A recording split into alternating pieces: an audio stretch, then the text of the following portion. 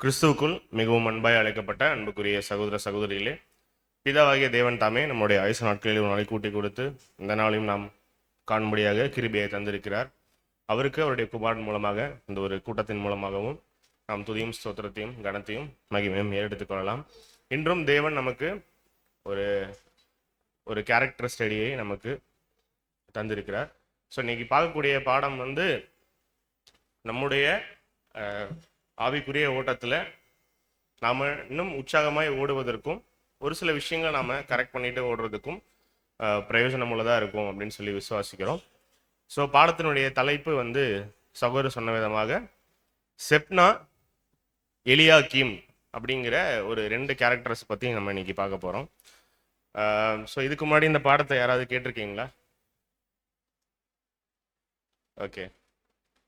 So பழைய சகோதர சகோதரிகள் கேட்டிருக்க வாய்ப்பு இருக்குது. பட் கேட்டிருந்தாலும் இன்னைக்கு பாடத்தில் ஒரு சில பாயிண்ட்ஸ் நம்ம வந்து ஆழமாக பார்க்க மாதிரி ஒரு சில சூழ்நிலைகள் நமக்கு தேவன் வந்து வாய்க்க செய்திருக்கிறார். அப்போது இந்த 2 கேரக்டர்லேருந்து நமக்கு என்ன கேரக்டர் ஸ்டடி அப்படின்றத பார்க்கலாம். யூஸ்வலாக கேரக்டர் ஸ்டடினாலே எப்படி போகும்? எப்படிப்பட்ட கேரக்டர்ஸ் நம்ம எடுத்து அனலைஸ் பண்ணுவோம்? ஒன்று நல்ல கேரக்டர்ஸ் எடுத்து இந்த நல்ல கேரக்டர் கிட்ட வந்து நம்ம என்ன கற்றுக்கலாம், நல்ல விஷயங்கள் அப்படிங்கிறத பார்ப்போம். இல்லைனா ஒரு நெகட்டிவான ஒரு கேரக்டர் வேதாகமத்தில் நமக்கு கொடுக்கப்பட்டிருக்கோம். நம்ம பார்த்துருக்கோம், பைபிளில் வந்து இருக்கக்கூடிய ஒவ்வொரு கதாபாத்திரங்களுமே பழைய ஏற்பாட்டு கால பகுதியில் சொல்லப்பட்ட எல்லாமே நமக்கு எப்படி தான் எழுதப்பட்டிருக்கு அப்படின்னா, அநேகம் பேர் அவங்களுடைய வாழ்க்கையை வந்து சாக்ரிஃபைஸாக கொடுத்துருக்காங்க, அநேகம் பேர் மறிச்சிருக்காங்க, அநேகம் பேர் வந்து அவங்க எதுக்கு செத்தோன்னே தெரியாமல் நிறைய பேர் செத்துருக்காங்க வேதாகமத்தில். ஆனால் நமக்கு தெரியும் எதுக்காக அவங்க இறந்துருக்காங்க அப்படின்னு. ஏன்னா நமக்கு ஒரு படிப்பினை உண்டாகும் பொருட்டு தேவன் அவருடைய திட்டத்தில் அநேக விஷயங்களை வந்து சொல்லியிருக்கார், ஒவ்வொரு கேரக்டரைஸையும் கொடுக்குறார். நம்மளும் என்ன பண்ணுவோம், ஒவ்வொரு டைமுமே கேரக்டர் ஸ்டடினா பாசிட்டிவான விஷயங்கள்லாம் எடுத்துட்டு கேதர் பண்ணிட்டு நெகட்டிவான சில விஷயங்களை பார்த்துட்டு கேரக்டர் ஸ்டடி நமக்கு என்ன பாடம் அப்படின்னு சொல்லி கம்ப்ளீட் பண்ணிடுவோம்ல. ஸோ இந்த பாடம் அப்படி இருக்காது, அதுவும் இருக்கும், பட் கொஞ்சம் ஒரு வித்தியாசமான ஒரு கோணத்தில் இருக்கும் அப்படின்னு சொல்லி பார்க்குறோம். அப்போது செப்னா எலியாக்கீம் இந்த 2 கேரக்டர் எங்கே படிச்சிருக்கோம் நம்ம வேதாகமத்தில்? ஆல்ரெடி படிச்சுட்டு வந்தவங்க பதில் சொல்ல வேண்டாம். பழைய ஏற்பாட்டு காலப்பகுதியில் படிச்சிருக்கோம். அப்போ பழைய ஏற்பாட்டு காலப்பகுதியில் படிச்சிருந்தாலும் 2 இடத்துல இந்த கேரக்டர்ஸை பற்றி குறிப்பிடப்படுது. அது எங்கங்கிறத நம்ம பார்க்கலாம். போகிறதுக்கு முன்னாடி இந்த கேரக்டர்ஸுடைய அவுட்லைன் பற்றி நம்ம பார்த்துடலாம். ஃபஸ்ட்டு செப்னா வந்து பார்த்துடலாம். செப்னா வந்து ஒரு இஸ்ரேலைட்டு. அண்ட் அதே நேரத்தில் செப்னா வந்து ஒரு ராஜாவா அப்படின்னு கேட்டிங்கன்னா செப்னா வந்து ஒரு ராஜா கிடையாது. செப்னா அப்படிங்கிற கேரக்டர் வந்து ஒரு தீர்க்கதரிசியா அப்படின்னு கேட்டிங்கன்னா அவர் யாருமே இல்லை, தீர்க்கதரிசியுமே கிடையாது. அதே நேரத்தில் என்ன வசனம் கொடுக்கப்பட்டிருக்கு அப்படின்னா, யூத ராஜாவினுடைய அரசாங்கத்துக்கு கீழாக ஒரு முக்கியமான பொசிஷனில் இருந்தவர் அப்படின்னு சொல்லி கொடுக்கப்பட்டிருக்கு. அவருடைய பேரனுடைய விளக்கம் ஸ்ட்ராங்ஸ் கன்கார்டன்ஸில் பார்த்தீங்கன்னா உங்களுக்கு H7644 அவருடைய பேருக்கு உண்டான விளக்கங்கள் என்ன அப்படின்னா, டு க்ரோ ஆர் க்ரோத், வளருதல் அப்படின்னு சொல்லி ஒரு அர்த்தத்தை வந்து கொடுக்குது அப்படின்னு சொல்லி பார்க்குறோம். இது அடிக்கடி யூஸ் பண்ணக்கூடிய ஒரு வார்த்தையா அப்படின்னா, நான் செப்னாங்கிற வார்த்தையை பற்றி சொல்லலை, அதுக்கு நிகர் பதமான ஹீப்ரூவில் இருக்கக்கூடிய அந்த மீனிங் இருக்கு இல்லையா, அதை அடிக்கடி நம்ம பயன்படுத்துவோமா வளருதல் அப்படிங்கிற ஒரு விஷயத்துக்கு அப்படின்னு கேட்டிங்கன்னா இல்லை, ரொம்ப ரேராக தான் அந்த ஒரு H7644 உண்டான ஒரு விளக்கங்களை நம்ம பயன்படுத்துறதுக்கு உண்டான ஒரு சூழ்நிலை இருக்குன்னு சொல்லி பார்க்குறோம். ஸோ அது அடிக்கடி யூஸ் பண்ணக்கூடிய ஒரு மூல வார்த்தை கிடையாது அப்படிங்கிறதையும் பார்க்குறோம். செப்னாவை பற்றின அவுட்லைன் இதுதான். அடுத்து பார்க்கக்கூடிய கேரக்டர் யாரு அப்படின்னா எலியாக்கீம். இப்போ எலியாக்கீம் பற்றி பார்க்கணும்னா இவரை பற்றியும் பழைய ஏற்பாட்டு காலப்பகுதியில் தான் சொல்லப்பட்டிருக்கு. இவரும் ஒரு இஸ்ரேலைட் தான். இவரும் யார் இல்லை, இவரும் ராஜா கிடையாது, இவரும் தீர்க்கதரிசி கிடையாது. ஆனால் இவரும் என்ன ஒரு ஒர்க் பண்ணிட்டு இருக்காரு அப்படின்னா, இவரும் ஒரு யூத ராஜாவுக்கு கீழே வேலை செய்து கொண்டிருக்கிறார் அப்படின்னு சொல்லி வேதாகமத்தில் கொடுக்கப்பட்டிருக்கு. இவருடைய பெயருக்கு உண்டான ஸ்ட்ராங்ஸ் கன்கார்டன்ஸ் நம்பர் என்னன்னு பார்த்தீங்கன்னா H471. இவருடைய பேரனுடைய வார்த்தை வந்து God raises or God sets up அப்படின்னா தேவன் உயர்த்துகிறார் அப்படிங்கிற ஒரு விஷயத்தை குறித்தான ஒரு அர்த்தமாக இருக்குதுன்னு சொல்லி பார்க்குறோம். இவருக்கு இன்னொரு அடிஷ்னல் பாயிண்ட் என்ன அப்படின்னா, இவங்க அப்பாவுடைய பெயர் வந்து ஹில்கியா அப்படின்னு சொல்லி நம்ம பார்க்குறோம். அப்போ இந்த ஒரே ஒரு பாயிண்ட் தான் ரெண்டு பேருக்கு டிஃபரன்ஸ் ஆகுது. அவருக்கு அப்பா பேர் சொல்லப்படலை, இவருக்கு வந்து ஃபாதர் நேம் வந்து வசனத்துல மென்ஷன் பண்ணப்பட்டிருக்கு அப்படின்னு சொல்லி பார்க்குறோம். முதல்ல வசனங்கள் வாசிச்சிடலாம். 2 ராஜாக்கள் 18:18. 2 ராஜாக்கள் 18ஆம் அதிகாரம் 18ஆம் வசனம். ராஜாவை அழைப்பித்தார்கள்.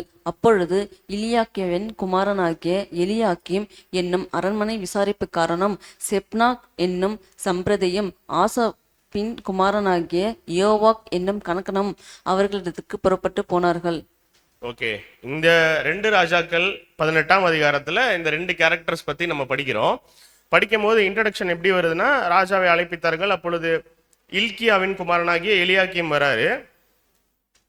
அவர் யாராவும் இருக்காரு அப்படின்னா அரண்மனை விசாரிப்புக்காரனாகவும் இருக்காரு. செப்னா அப்படிங்கிற சம்பிரதியும் கூப்பிடுறாங்க. ஸோ அவர் ஒரு ட்ரெஷரராக இருக்கார் ஆக்சுவலி. ஸோ அவங்க 2 பேரும் புறப்பட்டு போறாங்க அப்படின்னு ஒரு வசனம் இருக்கு. அடுத்தது இவங்களை பத்தி வேதாகமத்துல எங்க சொல்லப்பட்டிருக்கு 2 ராஜாக்கள்ல வந்ததுக்கு அப்புறம் அப்படின்னு சொல்லி பாத்தீங்கன்னா, ஏசாயா அதிகாரத்துல சொல்லப்பட்டிருக்கு. ஏசாயா 22ஆம் அதிகாரம் 15 25 வசனங்கள் கொஞ்சம் நம்ம டக்குன்னு வாசிச்சிடலாம். ஏசாயா 22ஆம் அதிகாரம் 15 முதல் 25 முடிய. சேனைகளின் கர்த்தராகிய ஆண்டவர் உரைத்ததாவது: நீ அரண்மனை விசாரிப்புக்காரனும் பொக்கிஷக்காரனுமாகிய செப்னா என்பவனிடத்தில் போய் சொல்ல வேண்டியது என்னவென்றால், உயர்ந்த ஸ்தலத்திலே தன் கல்லறையை வெட்டி கண்மலையிலே தனக்கு வாசஸ்தலத்தை தோண்டுகிறவனைப் போல நீ உனக்கு இங்கே கல்லறையை வெட்டும்படிக்கு உனக்கு இங்கே என்ன இருக்கிறது? உனக்கு இங்கே யார் இருக்கிறார்கள்? அப்ப யார் இதை யாரை பத்தி பேசுறது இந்த இசைக்கியால அப்படின்னா, ஏசாயா தீர்க்கதரிசி என்ன பண்றாரு அப்படின்னா, தீர்க்க தரிசனம் உரைக்கிறாரு. யாருக்கு அகெயின்ஸ்டா உரைக்கிறாரு அப்படின்னா, செப்னாவை பத்தி ஒரு தீர்க்க தரிசனம் சொல்றாரு. ஸோ நம்ம பார்க்கக்கூடிய ஆராயக்கூடிய விஷயம் தீர்க்க தரிசன பாணியிலையும் இருக்கும், ஆனா கம்ப்ளீட் டைப் அண்ட் ஆன்டி டைப்பா இருக்காது. இதுல நமக்கு கேரக்டர் ஸ்டடியும் இருக்கு அப்படின்னு சொல்லி பாக்குறோம். அப்போ ஏசாயா தீர்க்கதரிசி தீர்க்க தரிசனம் சொல்லும் பொழுது என்ன சொல்றாரு அப்படின்னா, உயர்ந்த ஸ்தலத்திலே தன் கல்லறையை வெட்டி கண்மலையிலே தனக்கு வாசஸ்தலத்தை தோண்டுகிறவனை போல நீ உனக்கு இங்கே கல்லறையை வெட்டும்படிக்கு உனக்கு இங்கே என்ன இருக்கிறது? இங்க யார் வந்து இருக்காங்க அப்படின்னு சொல்லி ஒரு தீர்க்க தரிசனம் கேட்கிறாரு. அது அப்படியே கண்டினியூ ஆகுது, வாசிக்கலாம். இதோ பலவான் ஒருவனை துரத்துகிற வண்ணமாக கர்த்தர் உன்னை துரத்தி விட்டு நிச்சயமாய் உன்னை மூடி போடுவார். யாரை துரத்தி மூடி போடுவார் அப்படின்னு சொல்லி வாசிக்கிறாரு. கர்த்தர் வந்து என்ன பண்ணுவாரு? செப்னாவை ஒரு பலவான துரத்துறது போல உன்னை துரத்திடுவேன் அப்படின்னு சொல்லி வசனம் இருக்கு. மேற்கொண்டு வாசிக்கலாம். அவர் உன்னை உண்டையை போல் அகலமும் விசாலமுமான தேசத்திலே சுழற்றி எரிந்து விடுவார். அங்கே நீ சாவாய். அங்கே உன் மகிமையின் இரதங்கள் உன் ஆண்டவனுடைய வீட்டுக்கு இகழ்ச்சியாக இருக்கும். உன்னை உன் நிலையை விட்டு துரத்தி விடுவேன். உன் ஸ்தானத்திலிருந்து நீ பிடுங்கி போடப்படுவாய். ரொம்ப பிளசண்டான தீர்க்க தரிசனம் சொல்றாரா? ரொம்ப ஆசீர்வாதமான வார்த்தைகள் சொல்றாரா அப்படின்னா, ஒரு ஜட்ஜ்மெண்ட் கொடுக்குறாரு இந்த வசனத்துல. நீ என்ன பொசிஷன்ல இப்ப இருக்கியோ, சிம்பிளா சொல்லணும்னா அதுல இருந்து உன்னை என்ன பண்ணிடுவேன்? ரிமூவ் பண்ணிடுவேன் அப்படின்னு சொல்லி ஏசாயா யாருக்கு சொல்றாரு தீர்க்க தரிசனம்? செப்னாக்கு சொல்றாங்க. அப்படியே வாசிக்கலாம் தொடர்ந்து. அந்நாளிலே இல்கியாவின் குமாரனாகி எலியாக்கிம் என்னும் என் ஊழியக்காரனை நான் அழைத்து உன் வஸ்திரத்தை அவனுக்கு தரித்து உன் கச்சையால் அவனை இடைக்கட்டி உன் அதிகாரத்தை அவன் கையிலே கொடுப்பேன். இங்கதான் இன்னொரு கேரக்டர் வராங்க. சப்ஜெக்ட் டைட்டில்ல சொன்ன செப்னா எலியாக்கிம்ல அதே தீர்க்க தரிசனத்திலே யாரும் வரா பின்னாடி அப்படின்னு சொல்லி பாத்தீங்கன்னா எலியாக்கீமும் வராரு. இவ்வளவு நேரம் செப்னாவை பத்தி என்ன சொல்லிட்டு இருந்தாரு? நீ பண்ணது தப்பு, ஏதோ தப்பு பண்ணிருக்க, அதுக்கு ஒரு ஜட்ஜ்மெண்ட் அவர் கொடுக்குறாரு. கொடுத்துட்டு அடுத்த வசனத்திலே யாரை பத்தியும் பேசுறாரு அப்படின்னா, இல்கியாவின் குமாரனாகிய எலியாக்கீமையும் பார்த்து என்னுடைய ஊழியக்காரனை நான் அழைத்து அப்படின்னு சொல்லி இருக்கும். அழைச்சிட்டு என்ன சொல்றார்? உனக்கு வஸ்திரம் கொடுப்பேன், உன் கச்சையால் அவனை இடைக்கட்டி உன் அதிகாரத்தை அவன் கையிலே கொடுப்பேன். அதாவது உன்னோட வஸ்திரத்தை யாருக்கு கொடுத்துருவேன்? செப்னாவோடதை எடுத்து எலியாக்கீமுக்கு கொடுத்துருவேன், கச்சையை கொடுத்துருவேன். அதே நேரத்தில் இன்னொரு முக்கியமான விஷயம் சொல்றாரு. தாவீதினுடைய வீட்டின் திறவுகோலை அவன் தோளின் மேல் வைப்பேன், ஒருவனும் பூட்டக்கூடாதபடிக்கு அவன் திறப்பான், ஒருவனும் திறக்கக்கூடாதபடிக்கு அவன் பூட்டுவான். எல்லாம் எப்படி இருக்கு? வித்தியாசமா இருக்கா வசனங்கள்லாம்? ஒருவனும் திறக்கக்கூடாதபடி பூட்டுறது, ஒருவரும் பூட்டக்கூடாதபடி திறக்கிறது. விடுகதை மாதிரி இருக்கா?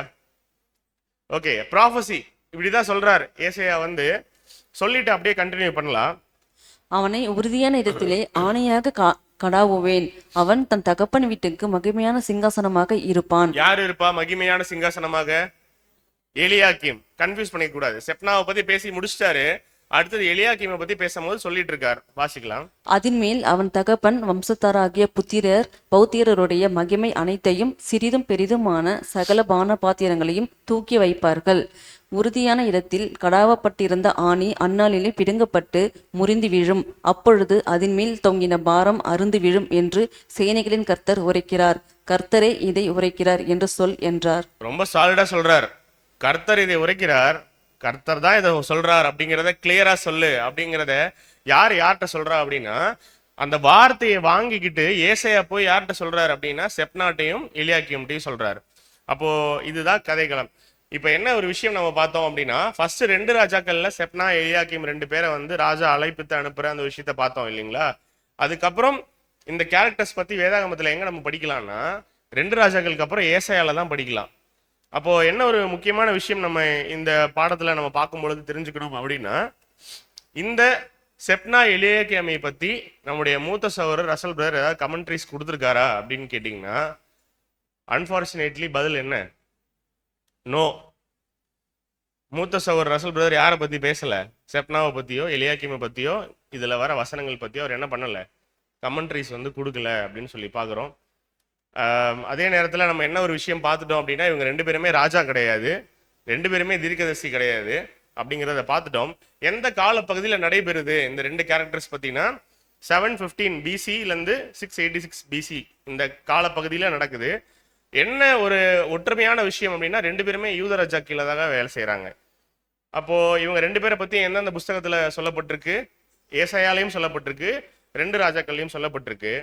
அப்போ ஏசாயா வந்து இவங்க தேவன்கிட்ட இருந்து என்ன வார்த்தையை வாங்கினாரோ அதன்படி கரெக்டான ஒரு தீர்க்க தரிசனத்தை வந்து இவர்கள் பற்றி உரைக்கிறார் அப்படின்னு சொல்லி பார்க்குறோம். ஆனால் மெயினான விஷயம் என்ன அப்படின்னா, நாம 2 ராஜாக்கள்ல படித்த இந்த செப்னா எலியாக்கீமும் ஏசாயால படித்த செப்னா எலியாக்கீமும் 2 பேரும் ஒன்றும் கிடையாது பிரதர். அங்கேயும் கேரக்டர்ஸ் இன்வால்வ் ஆயிருக்கு, 2 ராஜாக்கள்லையும் சொல்லப்பட்டிருக்கு, ஏசாயாலையும் உள்ள வசனத்தையும் போட்டிங்க. அதுக்கப்புறம் இடையில வேற எங்கேயுமே அவங்க 2 பேரை பற்றி சொல்லப்படலை அப்படின்னா, இந்த 2 பேரும் ஏன் ஒரே ஆளுங்க கிடையாது அப்படிங்கிறதுக்கு ஒரு சில விஷயங்கள் பார்க்கலாம். பொதுவாகவே ஏசாயா அப்படிங்கிற புஸ்தகத்தை எடுத்துக்கிட்டாலே நம்ம எப்படி பார்ப்போம்? பைபிளில் தீர்க்க தரிசன புஸ்தகமா இருந்தாலும் தேவனுடைய ஒட்டுமொத்த திட்டத்தையுமே தேவன் எந்த புஸ்தகத்துல கொடுத்திருப்பார் அப்படின்னா இன்டைரக்டா ஏசாயாவுடைய புஸ்தகத்துல வந்து கொடுத்திருப்பார். அப்போ மொத்தம் எத்தனை புஸ்தகங்கள் இருக்கு? 66 புஸ்தகங்கள் இருக்கு. அதுல நடுவுல இருக்கக்கூடிய புஸ்தகம் எது? ஏறக்குறைய. அப்போ இந்த ஏசாயா புஸ்தகம் எப்படி இருக்கும் அப்படின்னு சொல்லி பாத்தீங்கன்னா, உங்களுக்கு பழைய ஏற்பாட்டு கால பகுதியில் உள்ள விஷயங்களும் இருக்கும், புதிய ஏற்பாட்டு கால பகுதியில் நமக்காக சொல்லப்பட்ட சில தீர்க்க தரிசனங்களும் இருக்கும். அந்த ரெண்டுத்தையும் கனெக்ட் பண்ணக்கூடிய ஒரு மிடில் புக்கா இருக்கும் அப்படின்னு சொல்லி நம்ம பார்க்கிறோம். பல யுகங்களை உண்டான விஷயங்களையுமே எதுல கொடுத்திருப்பார் அப்படின்னா ஏசாயா தீர்க்க தரிசன புஸ்தகத்துல கொடுத்திருப்பார் அப்படின்னு சொல்லி பார்க்கிறோம். அப்போ 2 ராஜாக்கள்ல படிச்ச அந்த 2 கேரக்டரை பத்தி ஏன் ஏசாயால தீர்க்க தரிசனம் சொல்லணும்? ராஜாக்கள் காலப்பகுதியில் வாழ்ந்த 2 பேரை பத்தி ஸ்டார்டிங்லேயே நம்ம பார்த்துட்டோம். அப்ப ஏன் இவங்க 2 பேரும் ஒண்ணு கிடையாது அப்படிங்கிறதுக்கு உதாரணம் சொல்றோம் அப்படின்னா, அதுக்கு நானே போட்டிருக்கேன் பாருங்க. 7 சபைகளும் அதனுடைய தூதர்களை பத்தி நம்ம படிச்சிருக்கோம் இல்லைங்களா? படிக்கும் போது சபைகளுடைய பேர் என்ன சொல்லுவோம் நம்ம? 7 கால சபைகளோட பேரு தான் கேட்கிறேன். ஏதோ டஃப்பான கொஸ்டின் எதுவும் கேட்டேன்னா, எபேசு, ஸ்மிர்னா, தியத்திரா, பெர்கமு, பிலதெல்பியா, சர்தை, லவோதிக்கியா, இதெல்லாம் இருக்கு இல்லையா? இதெல்லாம் ஆக்சுவலி என்ன பேர்? இதெல்லாம் 7 கால சபைகளுடைய பேருன்னு சொல்லாதீங்க. ஆக்சுவலி இதெல்லாம் என்ன பேரு அப்படின்னா ஒரு பிளேசஸோட பேரு இல்லைங்களா? அப்போ 7 கால சபைகளை வந்து இந்த பேரை வச்சு தேவன் நமக்கு சொல்றாரு அப்படின்னா என்ன அர்த்தம் அப்படின்னா, நமக்கு அதுல இருந்து ஒரு பாடம் இருக்கு.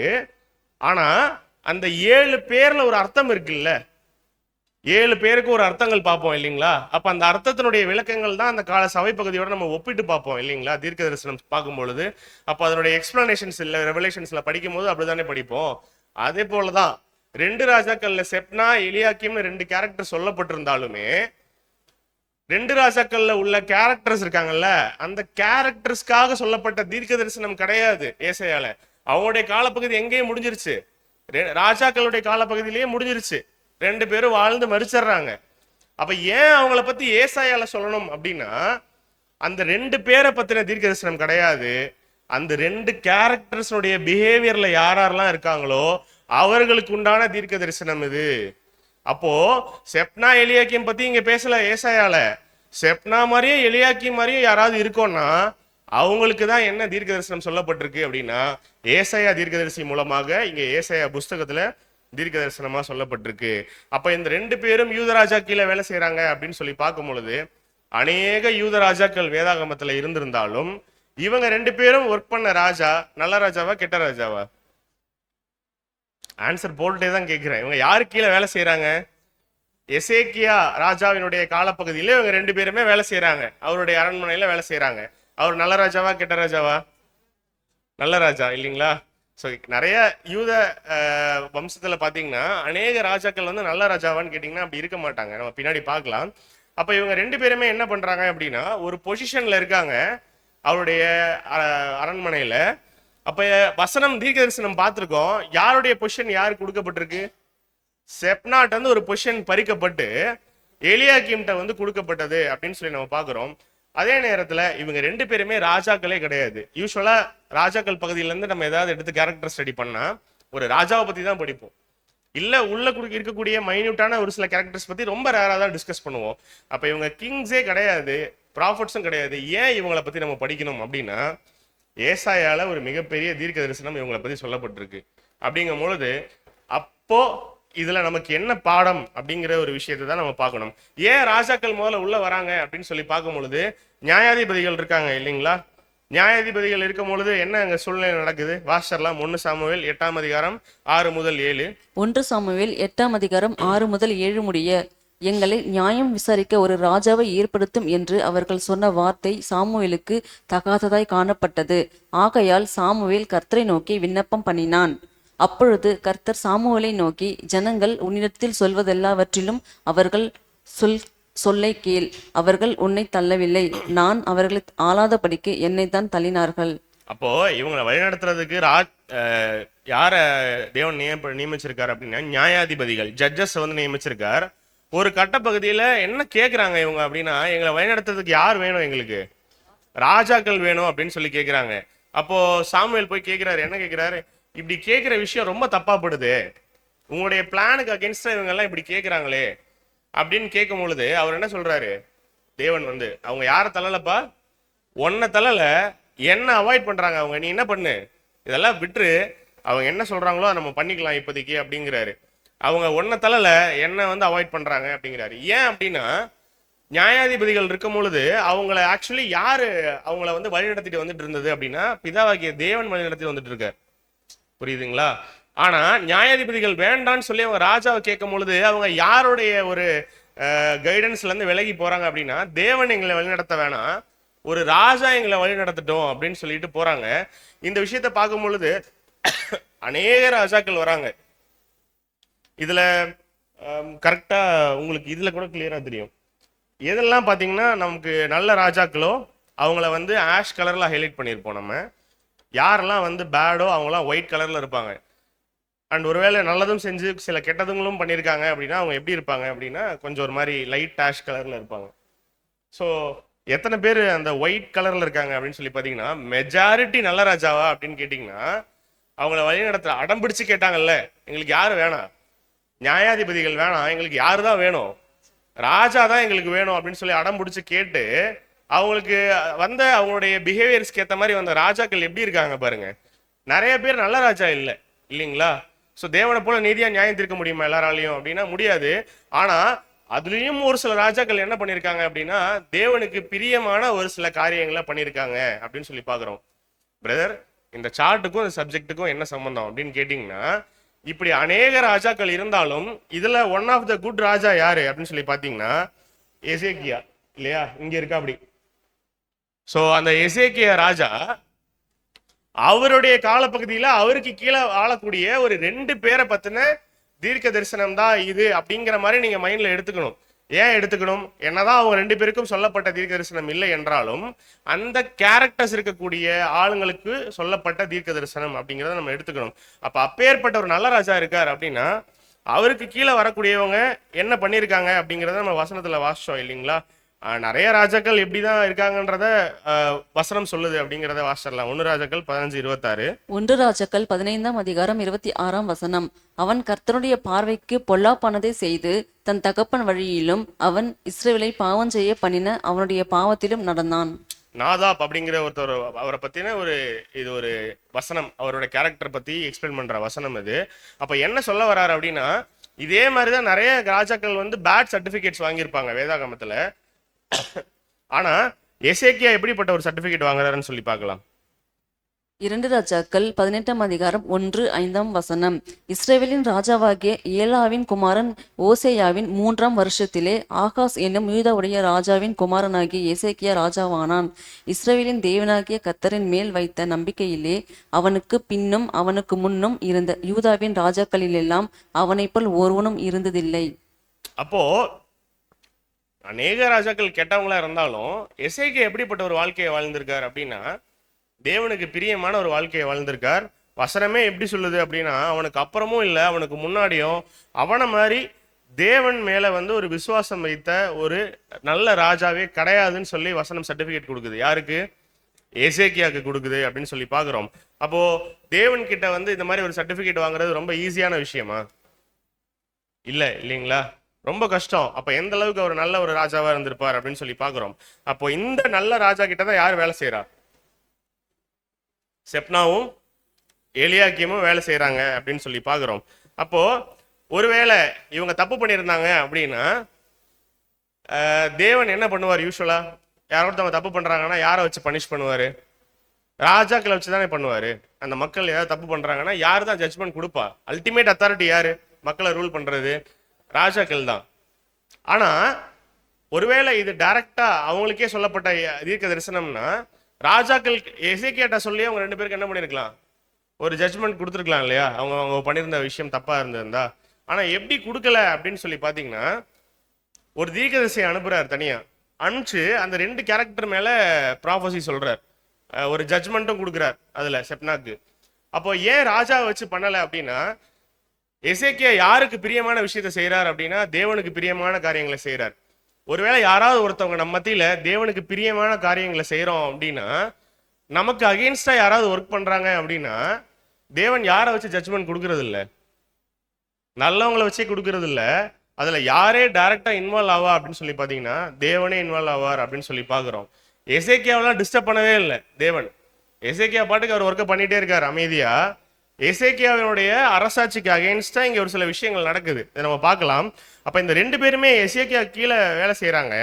தேவன் எசேக்கியாவை எசேக்கியாட்ட போயிட்டு ஷெப்னாவை நீ மாத்திருப்பா, இவர் பண்றது ரொம்ப தப்பு அப்படின்னு சொல்லவே கிடையாது. அதே நேரத்தில் யாரை அனுப்புறாரு அப்படின்னா, ஒரு தீர்க்கதரிசியை அனுப்பி அந்த 2 கேரக்டர்ஸ் மேல ஜட்ஜ்மெண்ட் சொல்றாரு அப்படின்னு சொல்லி பாக்குறோம். அதுதான் நம்ம ஒரு விஷயம் பாக்குறோம். எசேக்கியா தேவனுக்கு பிரியமான விஷயங்களை செய்யறாரு அப்படிங்கும் பொழுது தேவன் அவர் என்ன பண்றது இல்லை, டிஸ்டர்ப் பண்றது இல்லை. தேவனுக்கு பிரியமான காரியங்களை நம்ம செய்யும் பொழுது நமக்கு அகெயின்ஸ்டா ஏதோ ஒரு பிரச்சனை வருது அப்படின்னா, நம்மளை வச்சே அதை சால்வ் பண்ணணும்னு தேவன் நினைக்கிறது இல்லை. ஏன்னா நம்ம அவ்வளோ பவர்ஃபுல்லும் கிடையாது. ஒருவேளை தேவனுக்கு பிரியமான ஒரு ஓட்டத்தை நம்ம ஓடுறோம், நமக்கு அகெயின்ஸ்டா ஏதோ ஒரு பிரச்சனை வருது அப்படின்னா, நம்மளை வச்சே தான் தேவன் சால்வ் பண்ணுவாரா அந்த பிரச்சனையை அப்படின்னா கிடையாது. அவருக்கு ஒரு தனி பிளான் இருக்கு. ஆனா அவருடைய கேள்வி என்ன அப்படின்னா, அவருக்கு பிரியமான ஒரு ஓட்டத்தை நம்ம ஓடுறோமா அப்படிங்கிறது தான். எசேக்கியா ஓட்டினாரா? 29 வருஷம் அவருடைய ராஜ்யபாரம் பண்றாரு. ஆக்சுவலி ஒரு ஸ்பெஷலான ராஜா, டிமாண்ட் பண்ணி வாங்குவார் இல்லைங்களா? அவருக்கு ஒரு ஜட்ஜ்மெண்ட் வரும், அவரு மறிக்க போறார் அப்படின்னு ஒரு சூழ்நிலை வரும்போது எசேக்கியா என்ன பண்ணுவாரு? பிரேயர் பண்ணி தன்னுடைய ஆயுசு நாட்கள் என்ன பண்ணிப்பாரு? கூட்டிப்பார். எத்தனை வருஷம்? 15 வருஷம் கூட்டிப்பார் இல்லைங்களா? இப்படி எங்கேயாவது நடந்திருக்கா வேதாகமத்துல வேற ஏதாவது ராஜாக்கு? அப்ப எந்த அளவுக்கு ஒரு ஸ்பெஷலான ஆளுன்னு பாருங்க. ஒருவேளை தேவனுக்கு பிரியமான விஷயங்களை நம்ம செய்யறோம் அப்படின்னா அதை கேட்டு வாங்கிக்கிற இடத்துல அவர் இருக்கார். ஆனா அவருக்கு ஏதோ அவருடைய ராஜ்யபாரத்துக்கு கீழே ஏதோ ஒரு சூழ்ச்சி நடக்குது, ஏதோ ஒரு பிரச்சனை நடக்குது அப்படின்னா அதை யாரை வச்சு அவர் சால்வ் பண்றது இல்லை, உள்ள அவரை இன்வால்வே பண்றது இல்லை அப்படின்னு சொல்லி பாக்குறோம். என்ன இங்க ஒரு சூழ்நிலை நடக்குது அப்படின்னா, எசேக்கியா ராஜா ரூல் பண்ணிட்டு இருக்கும் போது அவருடைய ராஜ்யபாரத்துக்கு அகெயின்ஸ்டா இந்த செப்னா சனகிரிப் அப்படிங்கிற ஒரு அசீரிய ராஜாவோட சேர்ந்துட்டு என்ன பண்றாரு அப்படின்னா, இந்த அவருடைய ராஜ்யபாரத்துக்கு அகெயின்ஸ்டா நிறைய வேலைகள் செய்யறாரு தந்திரமாக. ஸோ இது ஒரு மிகவும் ஒரு தவறான செயல். நல்ல ராஜாவா எசேக்கியா? என்ன பார்த்தோம் வசனம் நம்ம? நல்ல ராஜாவா எசேக்கியா? ரொம்ப நல்ல ராஜா. ஆனா அவருக்கு கீழே வேலை செய்யும் பொழுது எப்படி ஒரு சிந்தனை வருது பாருங்க. அந்த ராஜ்யபாரத்துக்கே அகைன்ஸ்டா ஒர்க் பண்றது அளவுக்கு ஒரு சிந்தனை வருது இல்லைங்களா? யாருக்கு வருது? செப்னாக்கு வருது. அப்ப என்ன அப்படி என்ன தப்பு பண்ணியிருப்பார் செப்னா அப்படிங்கிறத நம்ம பார்க்கலாம். ஆனா யாருக்காக வேலை செய்யறாரு அப்படின்னா உள்ள இருந்துட்டே சனகரிப்புக்காக வேலை செய்யறார் அப்படின்னு சொல்லி நம்ம பார்க்கிறோம். அப்போ இந்த விஷயத்துல செப்னா பண்ண தப்பு என்ன? இதை எப்படி எந்த கண்ணோட்டத்துல நம்ம இந்த பாடத்தை எடுத்துக்கிறது? இந்த சுச்சுவேஷனை நம்ம ரொம்ப நல்லா அனலைஸ் பண்ணணும்.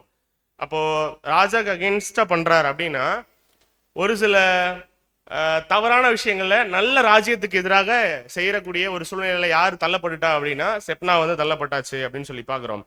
அப்போ எசேக்கியா ராஜா ஒரு நல்ல பவர்ஃபுல்லான ராஜா அண்ட் நல்ல ராஜா, அவருடைய ராஜ்யபாரம் நல்லா இருந்திருக்கு அப்படின்னு சொல்லி கூட நம்ம வசனத்துல பார்க்குறோம். அப்போ யாரோட கம்பேர் பண்ணலாம் இந்த விஷயத்த அப்படின்னு சொல்லி பார்த்தீங்கன்னா இன்னைக்கு பாடத்துல ஒரு சில சர்க்கம்ஸ்டன்சஸ்க்காக எசேக்கியா ராஜாவை நம்ம யாரோட கம்பேர் பண்ணலாம்? ஒரு நல்ல அரசாட்சியை கொடுக்கக்கூடிய ஒரு பொசிஷன்ல இருக்காரு அப்படின்னா யாரோட கம்பேர் பண்ணி பார்க்கலாம்? பிதாவாகிய தேவன். அவருடைய ஆட்சியில் எங்கேயாவது குறைகள் இருக்குமா அப்படின்னா இருக்காது. அப்ப அவருடைய ஆட்சி காலப்பகுதியில் அவருக்கு கீழே இருக்கக்கூடிய 2 பேர் யாருன்னு சொல்லி பார்த்தோம்? செப்னா, எலியாக்கிம். இப்ப செப்னாவும் ஒரு ஹையஸ்ட் அத்தாரிட்டிக்கு கீழே இருக்கக்கூடிய அடுத்த பொசிஷன்ல இருக்கார் அப்படின்னு இருக்காரு. ஆனா அவர் என்ன கேரக்டர்ல இல்லை? நல்ல கேரக்டர்ல இல்லை இல்லையா? ஒரு நெகட்டிவான கேரக்டர், ஜட்ஜ்மெண்ட் அவர் மேல நெகட்டிவா வந்திருக்கு வசனத்துல. அப்படின்னா இவர் யாரா இருக்கக்கூடும் அப்படின்றத நம்ம பின்னாடி பார்க்கலாம். அப்போ ஒரு நல்ல ராஜா கீழே இருக்கக்கூடிய ஒருத்தர் இருக்காரு. ஆனா அவருடைய கேரக்டர் வந்து எப்படி இல்லை? நல்லா இல்லை. யாருக்கு அகேன்ஸ்டாவே ஒர்க் பண்றா அப்படின்னா யார் எனக்கு பாஸோ அவருக்கு அகேன்ஸ்டாவே ஒர்க் பண்றாரு. யாரு? செப்னா. ஸோ கொஞ்சம் கொஞ்சம் புரியுதா கேரக்டர்ஸ் எப்படி ஒட்டி வருது அப்படின்னு சொல்லிட்டு? அப்போ இந்த மாதிரியுமே இப்பயுமே வாழக்கூடிய பரிசுத்தவான்கள் மத்தியில யார் இருப்பா அப்படின்னா செப்னா போன்ற ஒரு சில கூட்டத்தார் இருப்பாங்க அப்படிங்கிறத வசனத்துல சொல்லியிருக்கு. அப்போ என்ன தப்பா இருக்கும்? இந்த மாதிரி பூமியில நடக்குதா அப்படின்னா அப்பவே பழைய ஏற்பாட்டு காலப்பகுதியிலேயே பூமியில லிட்டரலா நடந்திருக்கு. தேவனுக்கு பிரியமான சில விஷயங்களை செய்யணும்னு நினைக்கிற தேவனுடைய பரிசுத்தவான்களை யார் வந்து ரொம்ப தப்பா ட்ரீட் பண்ணுவா அப்படின்னு சொல்லி பாத்தீங்கன்னா ஏசபேல் அப்படிங்கிற ஒரு கேரக்டர் வந்து வேதாகமத்துல வரும். பார்த்துருக்கீங்களா? அப்ப நம்ம எப்படி இப்ப இந்த காலப்பகுதியில் நம்ம கம்பேர் பண்ணி பார்க்கலாம் அப்படின்னா போப்பு மார்க்கத்தினுடைய ஆதிக்கம் வந்து இப்ப இருக்கக்கூடிய கடைசி கால கிறிஸ்தவ மன்றத்தின் மேல அந்த போப்பு மார்க்கத்தினுடைய ஒரு ஆதிக்கம் எப்படி இருக்கும், அவங்களுடைய நடவடிக்கைகள் எப்படி இருக்கும்னா அந்த காலத்துல தேவனுடைய தீர்க்கதரிசிகளையும் பரிசுத்தவான்களையும் இந்த ஏசபேல் கூட்டத்தார் என்ன பண்ணாங்க? தொல்லை பண்ணாங்க இல்லைங்களா? அதான் வசனம் ஜட்ஜ்மெண்ட் ரொம்ப கிளியரா இருக்கும். வாசிக்கலாம். ரெவலேஷன் 2:20. வெளிப்படுத்துதல் 2ஆம் அதிகாரம் 20ஆம் வசனம். ஆகிலும் உன் பேரில் எனக்கு குறை உண்டு, என்னவெனில் தன்னை தீர்க்கதரிசி என்று சொல்லுகிற யோசபேல் என்னும் ஸ்திரீயானவள் என்னுடைய ஊழியக்காரர் வேசித்தனம் பண்ணவும் விக்கிரகங்களுக்கு படைத்தவைகளை புசிக்கவும் அவர்களுக்கு போதித்து அவர்களை வஞ்சிக்கும்படி நீ அவளுக்கு இடம் கொடுக்கிறாய். அப்போ ரொம்ப சிம்பிளா இருக்கு. இந்த மாதிரியான கேரக்டர் சொல்லவங்களாம் எப்படி இருப்பாங்க? கடைசி கால பகுதியில் இருப்பாங்க. யாருக்கு ஒரு அகெயின்ஸ்டா இருப்பாங்கன்னா அந்த ஒட்டுமொத்த சபை வகுப்பாருக்கு அகெயின்ஸ்டா யாரும் ஒர்க் பண்ணிட்டு இருப்பா? ஏசபேல் மாதிரியான ஒரு ஆளுங்களும் ஒர்க் பண்ணிட்டு இருப்பாங்க. அப்ப எப்படி தேவனுக்கு பிரியமானவங்களை வந்து யார எதிர்த்துட்டு இருந்தா அப்படின்னா அந்த ஏசபேல் எதிர்த்துட்டு இருந்தாங்களோ அதே போல இப்பயும் நடக்கும் அப்படிங்கிறாரு. அப்ப நம்ம என்ன புரிஞ்சுக்கலாம் அப்படின்னா இதே போல சபை வகுப்பாரா ஓடிட்டு கொண்டுட்டு இருக்கக்கூடிய நம்ம மத்தியிலுமே நமக்கு அகெயின்ஸ்டா இந்த மாதிரி நிறைய ஒரு எதிர்ப்புகள் வர்றதுக்கு வாய்ப்பு இருக்கு அன்புக்குரிய சகோதர சகோதரிகளே. அப்போ யாரா இருக்கும் இந்த செப்னா அப்படிங்கிற கேரக்டர் பார்க்கும் பொழுது ஒரு க்ளூ வேணா தரேன். வேதாகமத்துல நம்ம படிச்ச வசனங்கள்லயே இருக்கு. அப்போ இந்த வசனத்தை ஃபுல்லா வாசிக்கலாம். உங்களுக்கு இதான் க்ளூ ஆக்சுவலி. அப்பொழுது இல்கியாவின் குமாரனாகிய எலியாக்கிம் என்னும் அரண்மனை விசாரிப்புக்காரனும் செப்னா என்னும் சம்பிரதையும் ஆசாப்பின் குமாரனாகிய யோவாக் என்னும் கணக்கனும் அவனிடத்திற்கு புறப்பட்டு போனார்கள். ராஜாவை அழைப்பித்தார்கள். அப்பொழுது இல்கியாவின் குமாரனாகிய எலியாக்கிம் என்னும் அரண்மனை விசாரிப்புக்காரனும் செப்னா என்னும் சம்பிரதையும் ஆசாப்பின் குமாரனாகிய யோவாக் என்னும் கணக்கனும் அவர்களிடத்துக்கு புறப்பட்டு போனார்கள். கண்டினியூட்டியே இருக்காது எந்த வசனத்துக்குமே, ஒவ்வொன்றும் ஒவ்வொரு இடத்துல இருக்கும் இல்லையா? ஆனா இந்த 2 கேரக்டர்ஸ் பத்தி வர வசனங்கள் இதுதான் வேதாகமத்துல. அப்ப நம்ம என்ன ட்ரை பண்ணிட்டு இருக்கோம் அப்படின்னா செப்னா யாரு, எலியாக்கிம் யாரு அப்படிங்கறத நம்ம தெரிஞ்சுக்கணும் கிளியரா. அப்போ இந்த க்ளூல என்ன தெரியுது உங்களுக்கு? என்ன டிஃபரன்ஸ் இருக்கு இந்த வசனத்துல? டிஃபரன்ஸ்னா என்ன நம்ம தெரிஞ்சுக்கிறோம். ரெண்டு கேரக்டர் பத்தி வசனங்கள் கொடுக்கப்பட்டிருக்கு. இப்ப இந்த வசனங்கள்லாம் வேதாகமத்துல கொடுக்கப்பட்டிருக்கு. அவங்கள பத்தி என்ன நமக்கு புரியுது இதுல? இப்படி போட்டிங்கன்னா நாங்க என்ன சொல்றது? ஆன்சரே போகக்கூடாது, இதுல இருந்து தான் வரணும். அப்ப என்ன டிஃபரன்ஸ் அப்படின்னா, ஒவ்வொரு கேரக்டரையுமே வேதாகமத்துல வந்து இன்ட்ரடியூஸ் பண்ணும்போது காரணம் இல்லாமலாம் வசனங்கள் வராது. நம்ம ஆக்கிலா பிரிஸ்கிலா சப்ஜெக்ட்லயே நம்ம அடிக்கடி பார்க்கறது தான். சில இடங்கள்ல சகோதரருடைய பேரு வந்து முந்தி வரும் இல்லைங்களா? என்ன சொல்லுவோம் அதுக்கு விளக்கங்கள்? நம்ம ஆக்கிலா பிரிஸ்கிலா சப்ஜெக்ட் பார்க்கும்போது சில நேரம் எப்போதுமே ஒரு பிரதருடைய பேரும் சிஸ்டருடைய பேரும் முன்ன பின்ன வந்து பார்த்தீங்கன்னா வரும்பொழுது அநேக இடங்கள்ல ஃபர்ஸ்ட் சகோதரன் பேரும் அடுத்து சகோதரி பேரும் வரும். ஆக்கிலா பிரிஸ்கிலா பாடம் படிக்கும்போது மட்டும் சில இடங்கள்ல பார்க்கும் பொழுது என்ன பேர் வந்திருக்கும்னா சகோதரி பேரு முந்தி வந்திருக்கும். அப்படின்னா நம்ம என்ன விளக்கங்கள் சொல்லலாம்னா, சகோதரருக்கு இணையாகவும் இன்னும் ஒரு படி மேல கூட யாரு நல்லா ஓடி இருக்கலாம் உற்சாகமா அப்படின்னா சகோதரி ஓடி இருக்கலாம். அதனால அவங்களுக்கு ஒரு கணம் கொடுக்கும் விதத்துல அவங்களுடைய பேர் முன்னாடி வந்திருக்கலாம் அப்படின்னு சொல்லி பாக்குறோம். இப்ப க்ளூவும் கொடுத்துட்டேன், இதுல என்ன இருக்கு என்ன இல்ல புரியல இல்லையா? சரி, புரியலன்னு சரண்டர் ஆகும்போது நானே சொல்லிடுறேன். இந்த ரெண்டு கேரக்டர்ஸை பத்தி வேதாகமத்துல சொல்லும் பொழுது ஃபாதர் நேம் மென்ஷன் ஆயிருக்கும். யாருக்கு மென்ஷன் ஆயிருக்கும் அப்படின்னா இல்கியாவின் குமாரனாகிய எலியாக்கிம். இல்கியாவின் குமாரனாகிய எலியாக்கிம்னு ஹைலைட் ஆகும். ஃபர்ஸ்ட் ஸ்லைட்லயே சொன்னேன் நான். இந்த ரெண்டு ஸ்லைட்லயும் என்ன டிஃபரன்ஸ் இருக்கு, ஒரு அடிஷனல் பாயிண்ட் எலியாக்கிம் பத்தி என்ன சொல்லப்பட்டிருக்குன்னா அப்பா பேர் சொல்லப்பட்டிருக்கும் அப்படின்னு சொன்னேன் இல்லையா? ஓகே. நம்ம அது வந்து எரேமியாவுடைய ஃபாதர்னு சொல்லி பார்த்தோம் இல்லைங்களா, இல்கியான்னு சொல்லிட்டு. ஸோ கம்பேர் பண்ணி பார்க்கலாம் நம்ம. அப்போ இன்னொரு பாயிண்ட் என்ன அப்படின்னு சொல்லி பார்த்தீங்கன்னா, யோவாக் அப்படிங்கிற ஒரு கேரக்டர் நம்ம பாடத்துக்கு சம்பந்தமே இல்லை, ஆனா அவங்களுக்கு கூட யார் நேம் மென்ஷன் ஆயிருக்கு அப்படின்னு சொல்லி பார்த்தீங்கன்னா ஆசாப்பின் குமாரனாகிய யோவாக் என்னும் கணக்கன், அக்கௌண்டன்ட். அவரை சும்மா அவர் வசனத்துல சும்மா வந்து போறவர், நமக்கு சைடு ரோல் மாதிரி. அவரை பத்தி பேசும் பொழுதும் அவங்களுடைய ஃபாதர் நேம் மென்ஷன் ஆயிருக்கு. ஆனா யாருடைய ஃபாதர் நேம் வரல இங்க, செப்னாவுடைய ஃபாதர் நேம் வரல. அப்பனா என்ன புரிஞ்சுக்கலாம் அப்படின்னா வேதாகமத்துல காரணம் இல்லாமலாம் அப்பாவுடைய பேர் வந்து மறைக்கப்படாது. அப்போ நல்ல கேரக்டர்ஸ் அப்படின்னா என்ன இருக்கும், தேவனுக்கு பிரியமான வாழ்க்கையை யாரு வாழ்றோமோ அப்ப யாரை நம்ம வந்து ஹைலைட் பண்ணலாம், ஹைலைட் பண்ண முடியும் அப்படின்னா யாரை பிரதிபலிக்க முடியும் அப்படின்னா என்னுடைய அப்பா யாரு, நான் யாரு, என் கேரக்டர் எப்படி இருக்கு, எங்க அப்பாவுடைய கேரக்டர் மாதிரி இருக்கு அப்படிங்கிறதுக்கு பொறுத்து பேர் வந்து ஹைலைட் ஆகும். இப்பெல்லாம் இதெல்லாம் நம்ம ஏன் பாக்குறோம் அப்படின்னா செப்னாவுடைய பேருக்கு முன்னாடி அப்பா பேர் இல்லைங்கிறத நம்ம படிச்சுட்டு இருக்கோம். ஆனா எல்லா இடத்துலயுமே யார் பேருக்கு முன்னாடி அப்பா பேர் ஹைலைட் ஆயிருக்கு, எலியாக்கிம்க்கு ஹைலைட் ஆயிருக்கு இல்லைங்களா? ஸோ தான் சென்ற இடத்துல எல்லா இடத்துலையுமே அதிகமா எங்கெல்லாம் சான்ஸ் கிடைக்குமோ அங்கெல்லாம் தான் அப்பாவை கனப்படுத்தினவர் யாரு? இயேசு கிறிஸ்து இல்லையா? வாசிக்கலாம் வசனங்கள். யோவான் 8:29. என்னை அப்புறம் 10-30 ரெண்டுமே சேர்த்து போட்டிருக்கேன் ஒரே ஸ்லைட்ல. என்னை அனுப்பினவர் என்னோட கூட இருக்கிறார். பிதாவுக்கு பிரியமானவைகளை நான் எப்பொழுதும் செய்கிறபடியால் அவர் என்னை தனியே இருக்க விடவில்லை என்றார். நானும் பிதாவும் ஒன்றாயிருக்கிறோம் என்றார். அப்போ என்ன இங்க ஒரு விஷயம் நம்ம புரிஞ்சுக்கணும் அப்படின்னா, எங்கெல்லாம் டைம் கிடைக்குதோ அங்கெல்லாம் ஃபாதருடைய பேரை யாரு ஹானர் பண்ணிட்டே இருக்கா அப்படின்னா நம்முடைய ரட்சகராக இயேசு கிறிஸ்து வந்து ஹானர் பண்றார். அப்ப இதை எப்படி நம்ம கம்பேரிசனுக்கு எடுத்துக்கலாம் அப்படின்னா, ஒரு மகிமையான ஒரு ராஜா இருக்கார் அப்படின்னா அவருடைய ராஜ்யபாரம் கரெக்டா யாரோட நம்ம ஒப்பிட்டு பாக்குறோம் அப்படின்னா நம்முடைய பிதாவாகிய தேவனோட ஒப்பிட்டு பார்த்தோம் இல்லைங்களா, எசேக்கியாவை. அப்ப எசேக்கியாக்கு கீழே 2 பேர் வேலை செய்யறாங்க. அதுல ஒரு நல்ல கேரக்டரும் இருக்கு, அந்த கேரக்டருக்கு ஃபாதர் நேமே மென்ஷன் பண்ணப்படலை. இன்னொரு கேரக்டர் இருக்கு, யாரு, எலியாக்கிம். ஆனா அவருக்கு ஃபாதருடைய நேம் மென்ஷன் பண்ணப்பட்டிருக்கு. அப்படிங்கிறத நம்ம எப்படி எடுத்துக்கலாம் அப்படின்னு சொல்லி பாத்தீங்கன்னா இது முதல் டைப்பு பாடத்துல. இன்னைக்கு இதை தான் நம்ம அனலைஸ் பண்ண போறோம். அப்ப எலியாக்கிம் யாரை அடையாளப்படுத்துறது அப்படின்னு சொல்லி பாத்தீங்கன்னா நம்முடைய கிறிஸ்துவை அடையாளப்படுத்துறார் அப்படின்னு சொல்லி பாக்குறோம். அப்ப செப்னா யாரை அடையாளப்படுத்துறார் அப்படின்னா சாத்தானை வந்து அடையாளப்படுத்தக்கூடிய ஒரு சூழ்நிலையை நம்ம பாக்குறோம். அப்ப ஏன் சாத்தானை நம்ம வந்து அடையாளப்படுத்துறோம் அப்படின்னா நம்ம எசேக்கியா ஆல்ரெடி பார்த்தது போல நம்முடைய பிதாவாகிய தேவனை வந்து அடையாளப்படுத்தக்கூடிய ஒரு விஷயமா நம்ம பாக்குறோம்.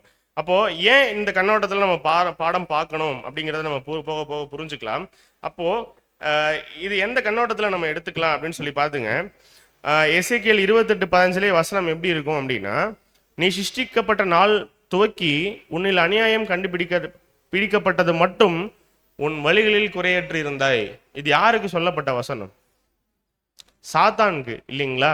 ஸோ செப்னாவுடைய பையனுடைய பேர் வேதாகமத்துல கொடுக்கப்பட்டிருக்கு. செப்னாவுடைய பையனுடைய பேர் வந்து கொடுக்கப்பட்டிருக்கு வேதாகமத்துல. ஆனா செப்னாவுடைய அப்பா பேர் கொடுக்கல.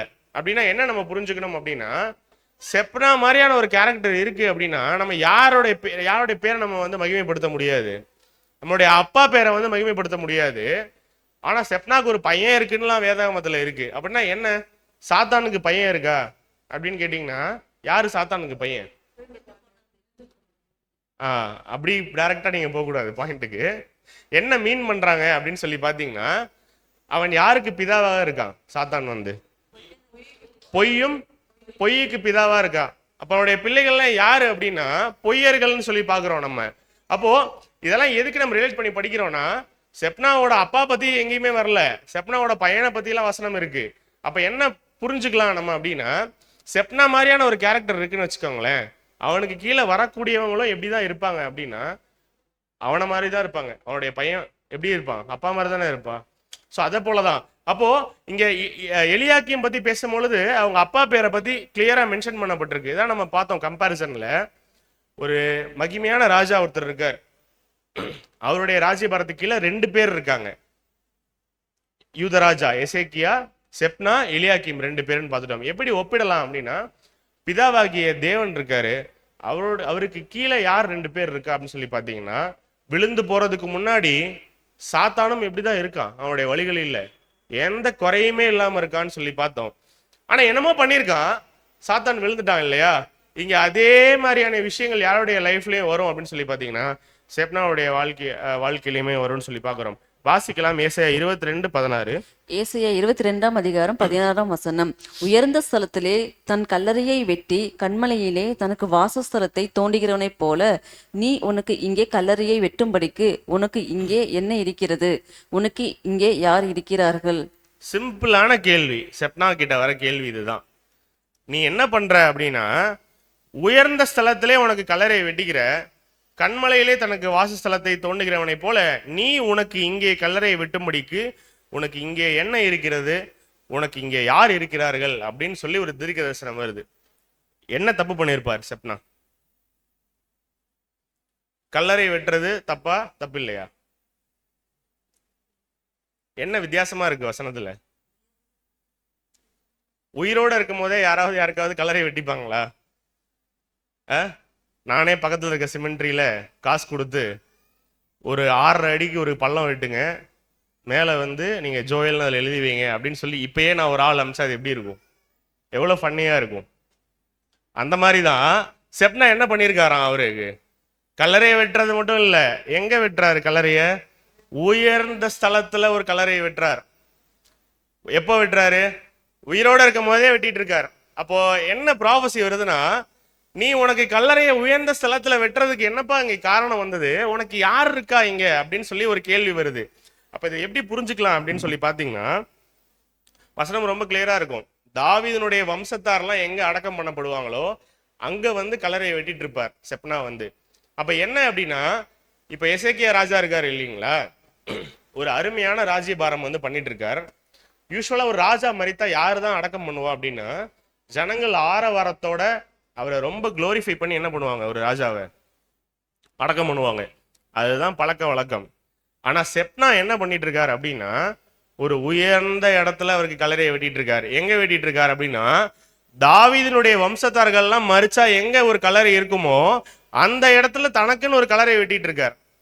யூஸ்வலா யாரு வெட்டணும் கல்லறையை? அவருக்கு, அவர் மறிச்சிட்டாருன்னா ஜனங்கள் வெட்டணும். இப்ப ஏன் இவரே வெட்டுறாரு அப்படின்னு சொல்லி பாத்தீங்கன்னா, இவர் எப்படிப்பட்ட ஒரு வாழ்க்கை வாழல, எல்லாருக்கும் பிரியமா இருக்கக்கூடிய ஒரு நல்ல வாழ்க்கை வாழல. ஸோ இதை தெரிஞ்சுக்கிட்டு அவரே என்ன பண்றாரு அப்படின்னா, தான் உயிரோடு இருக்கும் பொழுது தனக்கு ஒரு மகிமை வேண்டும் என்று மனசுல எண்ணிக்கொண்டு சாதாரணமாலாம் கல்லறை வெட்டல. தாவீதினுடைய வம்சத்தாருக்கெல்லாம் எங்க கல்லறை இருக்கும், இப்ப எசேக்கியா மரணிச்சா எங்க கல்லறை வருமோ அந்த இடத்துல யாருக்கு கல்லறை வெட்டிட்டு இருக்கா அப்படின்னா இவருக்கு வெட்டிட்டு இருக்கார். ஏன்? அதிகாரத்தை கையில எடுத்துட்டார். இவர் யாரு கீழே இருக்கார்? ஒரு முக்கியமான பொசிஷன்ல எசேக்கியாக்கு கீழே இருக்கார் அப்படின்னு சொல்லி பாக்குறோம். ராஜாக்கு அடுத்த ஸ்தானத்துல இருக்கக்கூடியவங்க ஆல்மோஸ்ட் யார் மாதிரி பவர்ஸ் இருக்கும், அவங்களுக்கு எல்லா பவர்ஸும் இருக்கும் இல்லைங்களா? அப்ப அந்த பவரை யாரு மிஸ்யூஸ் பண்றா? செப்னா மிஸ்யூஸ் பண்றாரு. ராஜாக்கு ஒரு உயர்ந்த ஸ்தலத்துல கல்லறையை வெட்டணும் அப்படின்னா அந்த இடத்துல போய் யாரு கல்லறையை வெட்டிட்டு இருக்கா? இவருக்காக கல்லறை வெட்டிட்டு இருக்காரு செப்னா. அப்போ இது தப்பான விஷயங்களா இல்லைங்களா? சோ இதே விஷயம் யாரு செஞ்சிருக்கா? எசேக்கியா எங்க இருக்கணுமோ அந்த இடத்துக்கு தன்னை உயர்த்தணும்னு நினைச்சது சிந்தனை செப்னாக்கு இருக்கு. இப்ப இதே சிந்தனை யாருக்கு இருந்தது? சாத்தானுக்கு இருந்தது இல்லைங்களா? சோ மேட்டிமையான ஒரு சிந்தனை. இது யார் ரெண்டு பேருக்குமே ஒரு காமனான மைண்ட் செட் அப்படின்னா, செப்னாக்கு எப்படி ஒரு கேரக்டர் இருந்தது? தன்னை உயர்த்திக்கணும். செத்தே போனதுக்கு அப்புறம் ஜனங்கள் என்ன பண்ண மாட்டாங்க, இவரை கண்டிப்பா சீண்ட மாட்டாங்க. இவருடைய பிஹேவியர்ஸ்க்கு நல்ல ஒரு வாழ்க்கை வாழ்ந்திருந்தாதான் அவங்களுக்கு அந்த கணம் கிடைக்கும். ஆனா உயிரோடு இருக்கும் பொழுதே அந்த கணம் எனக்கு வேணும். நான் யாருக்கு நிகராகணும்? எனக்கு யார் ராஜா? என் ராஜாவுக்கு நிகரா என்னுடைய பொசிஷனை நான் உயர்த்திக்கணும் அப்படிங்கிற ஒரு சிந்தனை யாருக்கு வருது அப்படின்னு சொல்லி பாத்தீங்கன்னா செப்னாக்கு வருது. இந்த சிந்தனை யாருக்கு இருந்தது? வாசிக்கலாம். ஏசாயா 14 அதிகாரம் 13 முதல் 14. ஏசாயா 14 13 முதல் 14 முடிய. நான் வானத்துக்கு ஏறுவேன், தேவனுடைய நட்சத்திரங்களுக்கு மேலாக என் சிங்காசனத்தை உயர்த்துவேன், வடபுறங்களில் உள்ள ஆராதனை கூட்டத்தின் பர்வதத்திலே வீற்றிருப்பேன் என்றும், நான் மேகங்களுக்கு மேலாக உன்னதங்களில் ஏறுவேன், உன்னதமானவருக்கு ஒப்பாவேன் என்றும் நீ உன் இருதயத்தில் சொன்னாயே. யார் சொன்னா இதெல்லாம்? சாத்தான் இல்லைங்களா? ஏறக்குறைய இதே பிஹேவியர் தான் யார்கிட்டயும் இருக்கு, செப்னா கிட்ட இருக்கு அப்படின்னு சொல்லி பாக்குறோம். அன்புக்குரிய சகோதர சகோதரிகளே, அப்ப என்ன புரிஞ்சுக்கலாம் அப்படின்னா, டைரக்டா மோதணும்னு நினைச்சது யாரோட அப்படின்னா கண்மலையோட. ஈவன் 40 நாள் உபவாசத்துக்கு அப்புறமே இயேசு கிறிஸ்துட்ட போயிட்டு என்னதான் கேள்வி கேட்பார் சாத்தான் அப்படின்னா, காலில் மட்டும் விழுந்து என்ன பண்ணிருங்க, பணிஞ்சுக்குங்க, எதெல்லாம் கொடுக்குறேன், எல்லாத்தையுமே கொடுக்குறேன் அப்படிங்கிற ஒரு பாயிண்ட். இது அந்த சிந்தை பாருங்க எப்போதுமே இருந்துட்டே இருக்கு. பாத்தீங்களா? ஸ்டார்டிங்ல ஒரு தப்பான சிந்தனை வந்ததா சாத்தானுக்கு? நான் யாருக்கு ஒப்பாவேன் அப்படின்னா, என்னை படைச்ச என்னுடைய அப்பாவுக்கு ஈக்குவல் ஆவேன்னு நினைக்கிற அந்த சிந்தனை வந்தது. கடைசி வரைக்கும் போவே இல்லை அந்த மேட்டிமையான சிந்தனை. கடைசியில சோதிக்கும் பொழுது கூட இயேசு கிறிஸ்துட்ட என்ன கேட்கிறாரு? காலில் மட்டும் நீங்க உளுந்து பணிஞ்சுக்கிட்டீங்கன்னா எதை கொடுத்துட்றேன், எல்லாத்தையுமே கொடுத்துட்றேன்னு. அங்க ஸ்டார்ட் ஆன அந்த மேட்டிமையான சிந்தனை நிக்குமா எங்கேயாவது அப்படின்னா, கடைசி வரைக்கும் வந்துட்டே இருக்கு அப்படின்னு சொல்லி பார்க்குறோம். அன்புக்குரிய சகோதர சகோதரிகளே, அப்போ சாத்தானை போல இருக்கக்கூடிய இந்த அந்தி கிறிஸ்து அமைப்புகளும் இன்னுமே இந்த உலகத்துல இருந்துட்டு தான் இருக்கு. இப்போ அவங்களுக்கெல்லாம் என்ன மாதிரியான ஒரு சிந்தனை அப்படின்னு சொல்லி பார்த்தீங்கன்னா, தாங்கள் தான் அந்தி கிறிஸ்து அப்படிங்கிற ஒரு விஷயமே அவங்களுக்கு புரியறது இல்லை. பிஹேவியர் எப்படி இருக்கு? ஒரு பரிசுத்தவான் போல நினைச்சிட்டு அவங்க என்ன பண்ணிட்டு இருக்காங்க, அந்தி கிறிஸ்து அமைப்புனே, தான் தான் அந்தி கிறிஸ்து அமைப்புனே தெரியாம அந்தி கிறிஸ்துன்னு சொல்லி ஒருத்தர் வருவாருன்னு சொல்லிட்டு வெயிட் பண்ணிட்டு இருக்கக்கூடிய அளவுக்கு தான் இன்னைக்கு இந்த கிறிஸ்துவ மண்டலங்கள் இருக்கு அப்படின்னு சொல்லி பார்க்குறோம். அன்புக்குரிய சகோதர சகோதரிகளே, இதைதான் பவுல் ரொம்ப கிளியரா எழுதுவார். 2 தெசலோனிக்கேயர் 2:4 வாசிக்கலாம். 2 தெசலோனிக்கேயர் 2 அதிகாரம் 4 அவன் எதிர்த்து நிற்கிறவனாயும் தேவன் எனப்படுவது எதுவோ ஆராதிக்கப்படுவது எதுவோ அவைகள் எல்லாவற்றுக்கும் மேலாக தன்னை உயர்த்துகிறவனாயும் தேவனுடைய ஆலயத்தில் தேவன் போல உட்கார்ந்து தன்னைத்தான் தேவன் என்று காண்பிக்கிறவனாயும் இருப்பான். இருக்கா இந்த மாதிரி விஷயங்கள் இப்ப நடக்குதா உலகத்துல? அவன் எதிர்த்து நிற்கிறவனாயும் தேவன் எனப்படுவது எதுவோ ஆராதிக்கப்படுவது எதுவோ அவை எல்லாவற்றுக்கும் மேலாக தன்னை உயர்த்துகிறவனாயும் தேவனுடைய ஆலயத்தில் தேவன் போல உட்கார்ந்து தன்னைத்தான் தேவன் என்று காண்பிக்கிறவனாயும் இருப்பான். இருக்கா? அந்தி கிறிஸ்து அமைப்புகள்ல இண்டிவிஜுவல் வர்ஷிப்பே இருக்கு இல்லைங்களா? அவரு தான் ஹெட்டு எல்லாத்துக்குமே, அவர் சொல்றதான் நடக்கும். அவரையே கடவுள்ன்ற ரேஞ்சுக்கு பார்த்துட்டு இருக்காங்க இல்லைங்களா மக்கள்? ஒரு போப்பு மார்க்கம், போப்பு வழி நடத்துறாரு அப்படின்னா அவர் எப்படிதான் பாக்குறாங்க அங்க இருக்கக்கூடிய ஜனங்கள்? கடவுள் போல. இப்ப தேவன் என்னப்படுவது எதுவோ ஆராதிக்கப்படுவது எதுவோ அவை எல்லாவற்றுக்கும் மேலாக தன்னை உயர்த்துகிறவனாயும் தேவனுடைய ஆலயத்தில் தேவன் போல உட்கார்ந்து தன்னைத்தான் தேவன் என்று காண்பிக்கிறவனாயும் இருப்பான். இது யாருடைய மென்டாலிட்டி? ஆக்சுவலி இந்த மாதிரி பிஹேவியர் சாத்தானோட மென்டாலிட்டி. இந்த மென்டாலிட்டி யாருக்கிட்டே இருந்தது? செப்னா கிட்டே இருந்ததுன்னு சொல்லி பார்க்குறோம். அன்புக்குரிய சகோதர சகோதரிகளே, அப்போ ரொம்ப கிளியரா புரிஞ்சுக்கணும். ஒருவேளை இந்த மாதிரி பிஹேவ் பண்றாங்க அப்படின்னா சத்தியத்துல ஓடக்கூடிய நம்மளும் பிதாவுக்கு கீழே இருக்கும் பொழுது நமக்கும் எங்கேயாவது செப்னா மாதிரி ஒரு மேட்டிமை உள்ள எட்டி பார்க்குது அப்படின்னா என்ன பனிஷ்மெண்ட் அப்படிங்கிறத வாசிச்சிடலாம். ஏசாயா 28:17 அப்புறம் 18 ஆர்டர்ல தான் இருக்கு. நான் 17 தான் ஃபர்ஸ்ட் போட்டிருக்கேன். ஏசாயா 28ஆம் அதிகாரம் 17 முதல். நீங்கள் மரணத்தோடு செய்த உடன்படிக்கை விருதாவாகி, நீங்கள் பாதாளத்தோடு செய்த ஒப்பந்தம் நிற்காதே போம். வாதை புரண்டு வரும்போது அதன் கீழ் மிதிக்கப்படுவீர்கள். நான் நியாயத்தை நூலும் நீதியை தூக்கு நூலுமாக வைப்பேன். பொய் என்னும் அடைக்கலத்தை கல்மழை அழித்துவிடும். மறைவிடத்தை ஜலப்பிரவாகம் அடைத்து கொண்டு போகும். அப்போ இப்படிதான் ஜட்ஜ்மெண்ட் கொடுக்குறார். ஒருவேளை செப்னா மாதிரியான ஒரு கேரக்டர்ஸ் நம்ம கிட்ட இருக்கு அப்படின்னா சொலட்ரி போடுவார். ஆக்சுவலி வசனமே ரொம்ப கிளியரா இருக்கும். ஏசாயால நம்ம பார்த்தோம் இல்லையா ப்ராஃபஸில, உன்னை எப்படி போடுவேன் நான், ஒரு உருண்டையை போல சொலட்ரி உன்னை நான் தூக்கி எறிவேன், நீ என்ன ஆக மாட்ட அப்படின்னா நீ அதில் தப்பிக்கவே முடியாது அப்படின்னு சொல்லி ரொம்ப ஒரு பவர்ஃபுல்லான ஜட்ஜ்மெண்ட்டை வந்து கொடுப்பார். அப்போ அதில் வசனம் கூட ரொம்ப கிளியரா இருக்கும். ஒரு பலவான்களை துரத்தி விடுறது போல துரத்தி விடுவேன்னு சொல்லி ப்ராபசி சொல்லியிருப்பார் ஏசாயால, இல்லைங்களா? நம்ம ஆதாரத்துல பார்த்தோம்ல வசனத்துல. யாருக்கு? செப்னாக்கு. எதுக்காக? உன்னை நீ உயர்த்திக்கிட்டதுக்காக. பலவான்களை துரத்தி விடுறது போல துரத்தி விடுவேன் அப்படின்னா பலவான்களை துரத்துவாங்க அப்படின்னா இதை எப்படி புரிஞ்சுக்கலாம் அப்படின்னு பாருங்க. ஒரு ராஜா ஒரு நாட்டுக்கு போருக்கு போறாரு அப்படின்னா ஃபர்ஸ்ட் இந்த யாரெல்லாம் முதல்ல அழிச்சிருவாங்க அப்படின்னா சூழ்ச்சி உள்ள பலவான்கள் இருக்காங்க தெரியுமா, அவங்க எல்லாரையும் முதல்ல வெட்டி போட்டுருவாங்க. லேடிஸ் அதுக்கப்புறம் குழந்தைகள் இவங்கெல்லாம் என்ன பண்ணிடுவாங்க, ஸ்லேவ்ஸாக எடுத்துகிட்டு போயிடுவாங்க. ஆனால் யாரை வெட்டி போடுவார் அப்படின்னா ஒரு வாரில் தன்னுடைய ராஜ்யபாரத்துக்கே ஒரு பிரச்சனை வரக்கூடிய அளவுக்கு ஒருத்தவங்க யாராவது பலவீனமாக ஒரு பலவான்களாக இருக்காங்க நம்ம கேப்சர் பண்ணுற இடத்துல அப்படின்னா படையெடுத்து வர ராஜா யாரை தான் ஃபர்ஸ்ட் அழிக்கணும்னு நினைப்பாரு, அந்த மாதிரி உள்ள பலவான்களை தான் அழிக்கணும்னு நினைப்பாரு. இதுதான் ஜட்ஜ்மெண்ட். செப்னா மாதிரியான ஒரு கேரக்டர் நம்ம கிட்ட இருக்கு அப்படின்னா நீ எஸ்கேப்பே ஆக முடியாது. உன்னை எப்படி அடிப்பேன், ஒரு பலவான அடிக்கிறது போல நான் உன்னை அடிப்பேன் அப்படின்னு சொல்லி ப்ராபசி இருக்கு அன்புக்குரிய சகோதர சகோதரிகளே. அண்ட் அப்படியெல்லாம் ஜட்ஜ்மெண்ட் கொடுத்ததுக்கு அப்புறம் அவங்களெல்லாம் அப்படி அவங்களுக்கு ஒரு மோசமான ஒரு ஜட்ஜ்மெண்ட் ப்ராபசியில வந்ததுக்கு அப்புறம் அவங்களுடைய நிலைமை என்ன அப்படிங்கிறத நம்ம பார்க்கலாம். ஏசாயா 22:21. ஏசாயா 22ஆம் அதிகாரம் 21ஆம் வசனம். உன் வஸ்திரத்தை அவனுக்கு தரித்து உன் கச்சையால் அவனை இடைக்கட்டி உன் அதிகாரத்தை அவன் கையிலே கொடுப்பேன். அவன் எருசலேமின் குடிகளுக்கும் யூதாவின் வம்சத்துக்கும் தகப்பனாயிருப்பான். இப்போ என்ன ஒரு விஷயம் நடக்கும் அப்படின்னா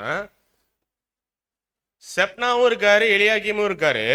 செப்னா என்ன பண்ணிட்டாரு, ஒரு மேட்டிமையான சிந்தனைக்குள்ள போயிட்டாரு இல்லைங்களா? அப்போ இங்க யார் வந்து ஆக்சுவலி உயர்த்தப்படுறா அந்த இடத்துல அப்படின்னா ஊழியக்காரனாகிய எலியாக்கீம் அப்படின்னு இருக்கும் வசனம். வந்து யார் ஆட்டோமேட்டிக்கா உயர்த்தப்படுறா அப்படின்னா எல்லா அதிகாரமும் பிடுங்கப்பட்டு யார் கையில கொடுக்கப்படுது, கிளியராகவே வந்து எலியாக்கீம்கிட்ட வந்து கொடுக்கப்படுது. எலியாக்கீம் வந்து அவங்க ஃபாதர்னை மென்ஷன் பண்ணும் போதே நம்ம புரிஞ்சுக்கணும் அவர் என்ன மாதிரியான ஒரு நல்ல கேரக்டர்ல வந்து இருந்திருக்கார் அப்படின்னு சொல்லி.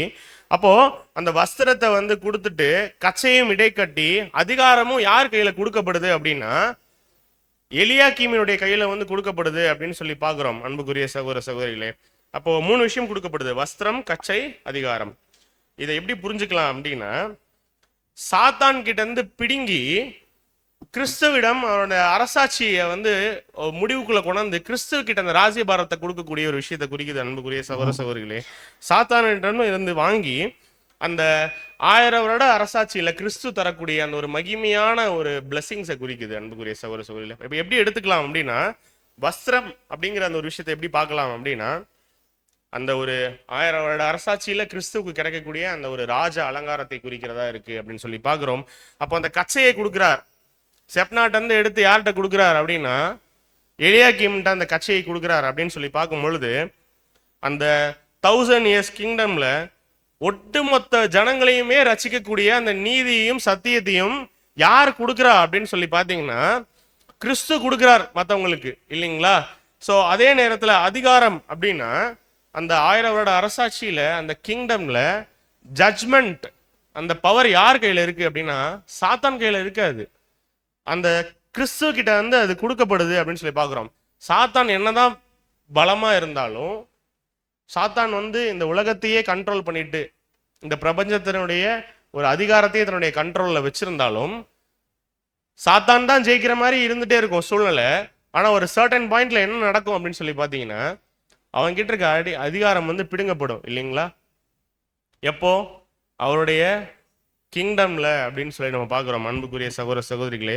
அப்போ இந்த கர்த்தத்துவம் நீங்காதது அப்படின்னு சொல்லி வசனம்லாம் இருக்கும், இல்லைங்களா? இதெல்லாம் ரிலேட்டடான வசனங்கள். நீதி அவருக்கு அரைக்கட்டும், சத்தியம் அவருக்கு இடைக்கட்சியமா இருக்கும் அப்படின்னு சொல்லி வசனம் இருக்கு. இதெல்லாம் நம்ம யார்கிட்ட இருந்து யாருக்கு கொடுக்கப்படுது? செப்னாட்ட இருந்து எலியாக்கீம்கிட்ட கொடுக்கப்படுதுன்னு சொல்லி பார்க்குறோம் அன்புக்குரிய சகோதர சகோதரிகளே. அதே நேரத்தில் தானியேல்ல கூட வசனங்கள் இருக்கும் இல்லைங்களா? என்ன இருக்கும் அப்படின்னா, தரிசனங்களிலே நான் பார்த்து கொண்டிருக்கிறீர்கள், இதோ மனுஷகுமாரனுடைய சாயலான ஒருவர் வானத்து மேகனுடனே வந்தார், அவர் நீண்ட ஆயுசுள்ளவர், இடம் மட்டும் வந்து அவர் சமீபத்தில் கொண்டு வரப்பட்டார், சகல ஜனங்களும் ஜாதியாரும் பாஷைக்காரரும் அவரையே சேவிக்கும்படி அவருக்கு கர்த்தத்துவமும் மகிமையும் ராஜரீகமும் கொடுக்கப்பட்டது. அவருடைய கர்த்தத்துவம் நீங்காத நித்திய கர்த்தத்துவம், அவருடைய ராஜ்யம் அழியாததுமாய் இருக்கிறது.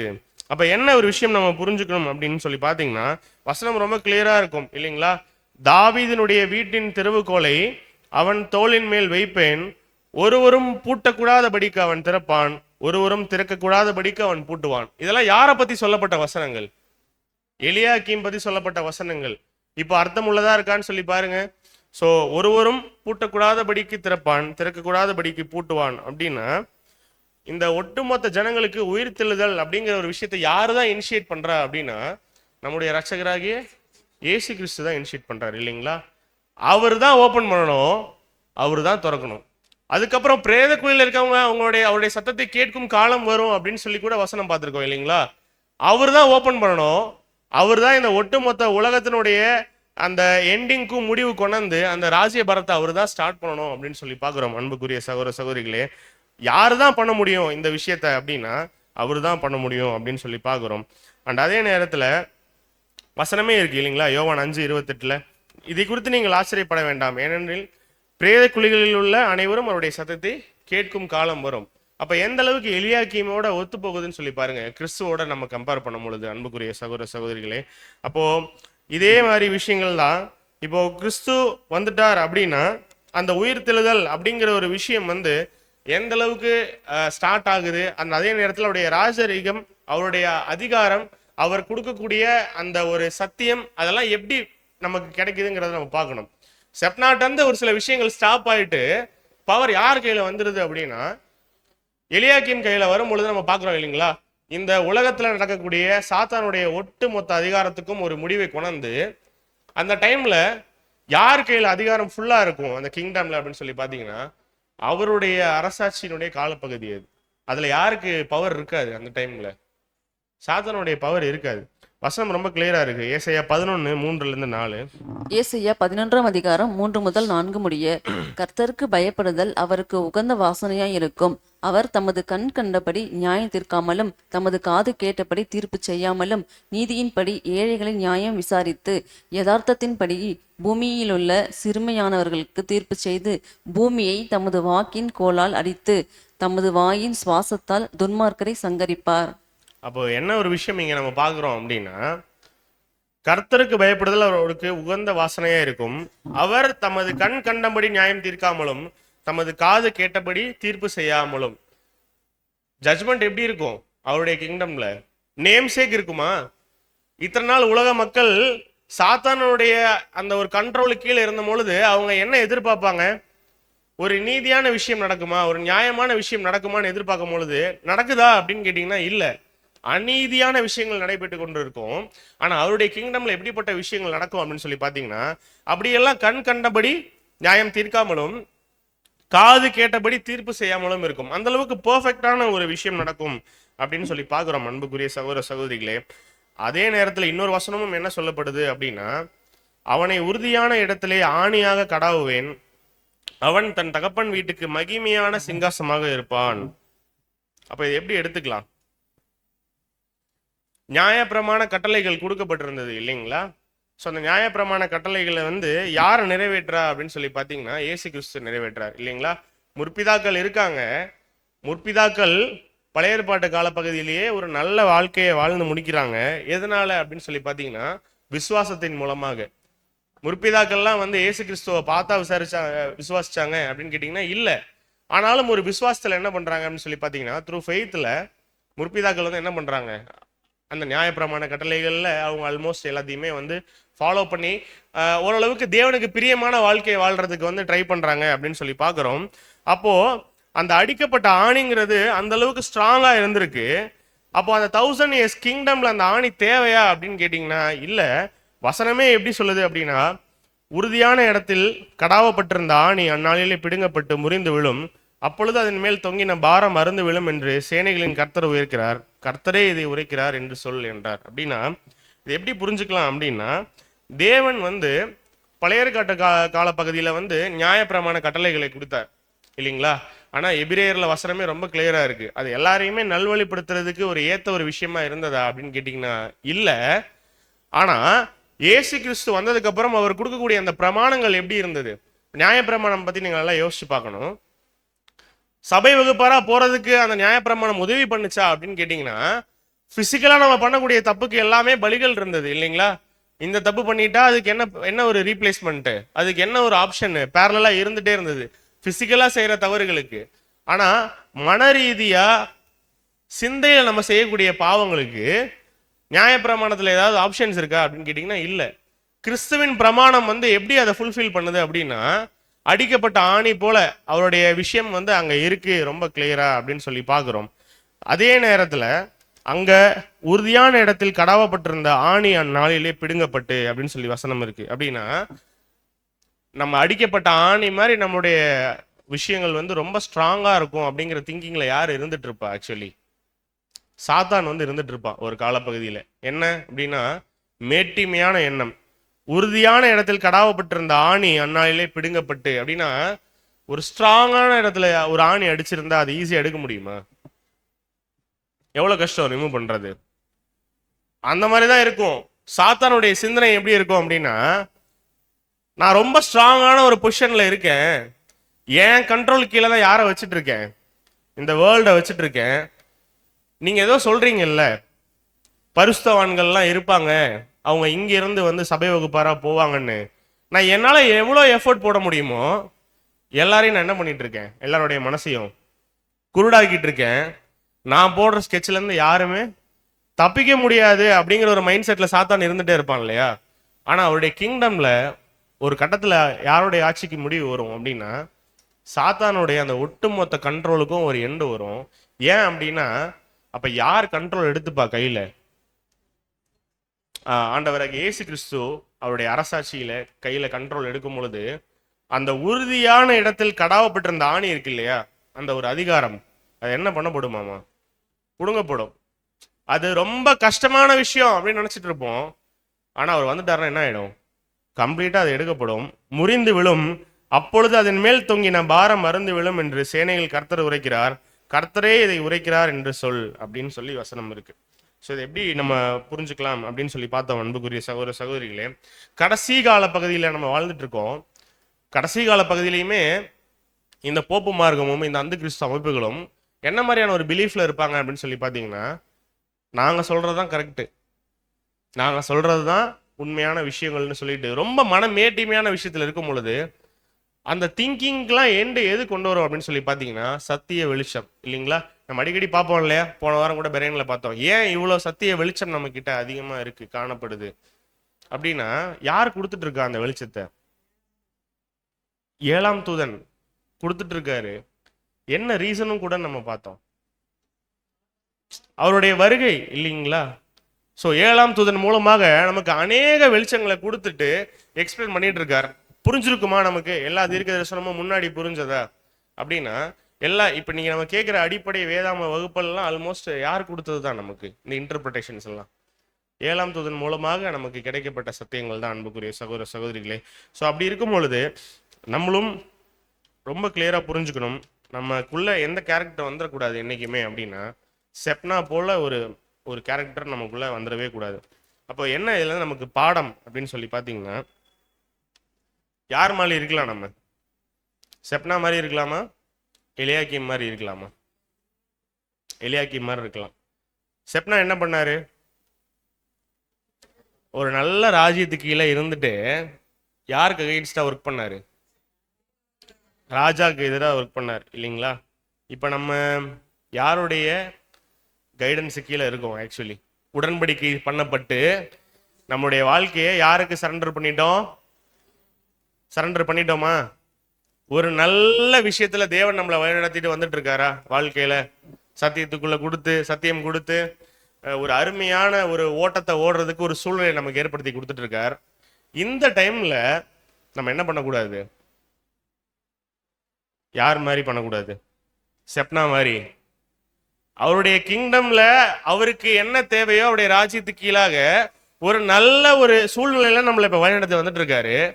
ஆனா நம்ம மத்தியிலே சிலர் இருப்பாங்களாம், கடைசி கால பாதாங்கங்களா ஓடக்கூடிய நம்ம மத்தியிலே ஒரு சில பேர் என்ன பண்ணுவாங்களாமா, உள்ளரே இருந்துட்டு நல்ல ஆட்சி கீழே நல்ல கைடன்ஸ் கீழே இருந்துட்டு யாருக்கு அகேன்ஸ்டா ஒர்க் பண்ணுவாங்களாம்? அந்த ராஜ்யத்துக்கு அகேன்ஸ்டாவே ஒர்க் பண்ணுவாங்களாம். அதை எப்படி எடுத்துக்கலாம் இந்த பாயிண்ட்டை? நம்ம அந்த மாதிரி ஒர்க் பண்ற ஆளுங்களா? ஆனா செப்னா மாதிரியான கேரக்டருக்காக தான் தீர்க்க தரிசனமே சொல்லியிருக்கு.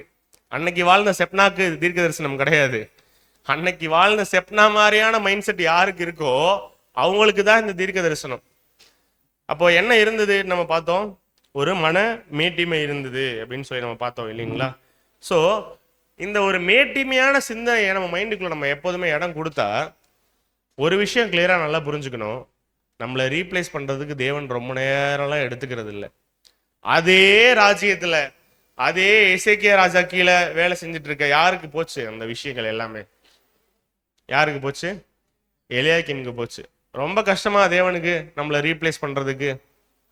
கொஞ்சம் மேட்டிமை, கொஞ்சோண்டு மைண்டுக்குள்ள எங்கேயாவது நமக்கு எட்டி பார்க்குது அப்படின்னா ஷியோரா புரிஞ்சுக்கணும், நம்ம கண்டிப்பா சபை வகுப்பாலாம் மாறவே முடியாது. மேட்டிமை எப்படியெல்லாம் எட்டி பார்க்கும் நமக்குள்ளார?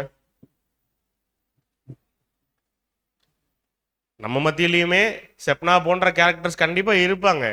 அதனாலதான் தீர்க்க தரிசனம் சொல்லியிருக்காரு ரொம்ப கிளியரா, இந்த மாதிரிலாம் இருப்பாங்க, இருந்தீங்கன்னா நீங்க உங்களை மாத்திக்கிங்க அப்படின்னு சொல்லிட்டு. அப்ப அந்த மேட்டிமை எப்படியெல்லாம் உள்ள வரும்னு கேட்கிறேன். ரொம்ப பெரிய விஷயத்துல வருமா? சின்ன சின்ன விஷயத்துலலாம் வரும். பிரதர் எனக்கு என்ன பண்ணல, அந்த பிரதர் வந்து எனக்கு இன்னைக்கு ஜபமே போடல, நான் 2 வாரமா என்ன பண்ணல, மண்ணாக்கும் என் பேர் போடல, என் பேரே வரல பிரதர். இப்படி எதிர்பார்க்கிறது சரியா தப்பா? என்ன பிரதர் நியாயமான ஒரு எண்ணம் தானே அப்படின்னு நினைக்கிறீங்க அப்படின்னா மேட்டிமை. சிம்பிள். ஏன் தெரியுமா? அந்த சகோதரன் ஏதோ ஒரு காரணத்துக்காக உங்க பேரை ஒமிட் பண்ணி இருந்திருக்கலாம், நியாயமான காரணங்களுக்காக. இல்லைன்னா வேற ஒரு சூழ்நிலையில உங்க பேரை கொடுக்கறதுக்காக கூட ஹோல்ட் பண்ணி இருந்திருக்கலாம். ஆனா நமக்குள்ள எப்படி திங்கிங் போகும் அப்படின்னா, என்னைக்கு எனக்கு ஒரு சாய்ஸ் வரலையோ அங்கேயே மனசு என்ன பண்ணாது, ஏத்துக்காது அந்த விஷயத்த. ஒரு 10 சகோதரன் இருக்கும் பொழுது ஒருத்தருக்கு மட்டும் வாய்ப்பு வரல அப்படின்னா அந்த ஒரு சகோதரன் எப்படி இருக்கணும், எப்படி கேரக்டர் காட்டணும்? ரொம்ப ஹம்பிளா காட்டணும். ஒரு சிந்தனை வரும் தெரியுமா மைண்ட்ல, ஏன் பிரதர் என் பேரை போடல? அந்த சிந்தனை வரலாமா? வருது அப்படின்னா சாதாரண ஒரு விஷயம் மாதிரி தெரியும், மிகப்பெரிய மேட்டிமையான சிந்தனை. என்ன நினைச்சுக்கிறோம் அப்ப நம்ம, நான் ரொம்ப எலிஜிபிள், ஆனா நீங்க என்ன பண்ணல, என் பேரை போடல. இது வசனம் வாசிக்கிறதுக்கு, ஜபம் பண்றதுக்கு, பிரேயருக்கு அப்படின்னு கிடையாது. சின்ன சின்ன விஷயங்களா இருந்தாலுமே நம்ம என்ன பண்ணுவோம் தெரியுமா, நம்மளை ப்ரிஃபர் பண்ணணும் மற்றவங்கன்னு சொல்லி எதிர்பார்ப்போம். அது வந்து நியாயமான விஷயமா? ஓட்டத்தில் ஓடக்கூடிய நமக்கு அந்த மாதிரி சிந்தனை வரலாமா எங்கேயாவது? ஏன் பிரதர் என்ன நீங்க அனுப்பல, ஏன் பிரதர் நீங்க என்ன எனக்கு ப்ரிஃபரன்ஸ் கொடுக்கல அப்படிங்கிற சிந்தனை வரலாமா எங்கேயாவது? வருது அப்படின்னா புரிஞ்சுக்கணும், நமக்குள்ள யாரை போல ஒரு கேரக்டர் ஸ்டார்ட் ஆகுது ஸ்லோலி. செப்னா மாதிரியான ஒரு விஷயங்கள் ஸ்டார்ட் ஆகுதுன்னு சொல்லி பார்க்கணும் அன்புக்குரிய சகோதர சகோதரிகளே.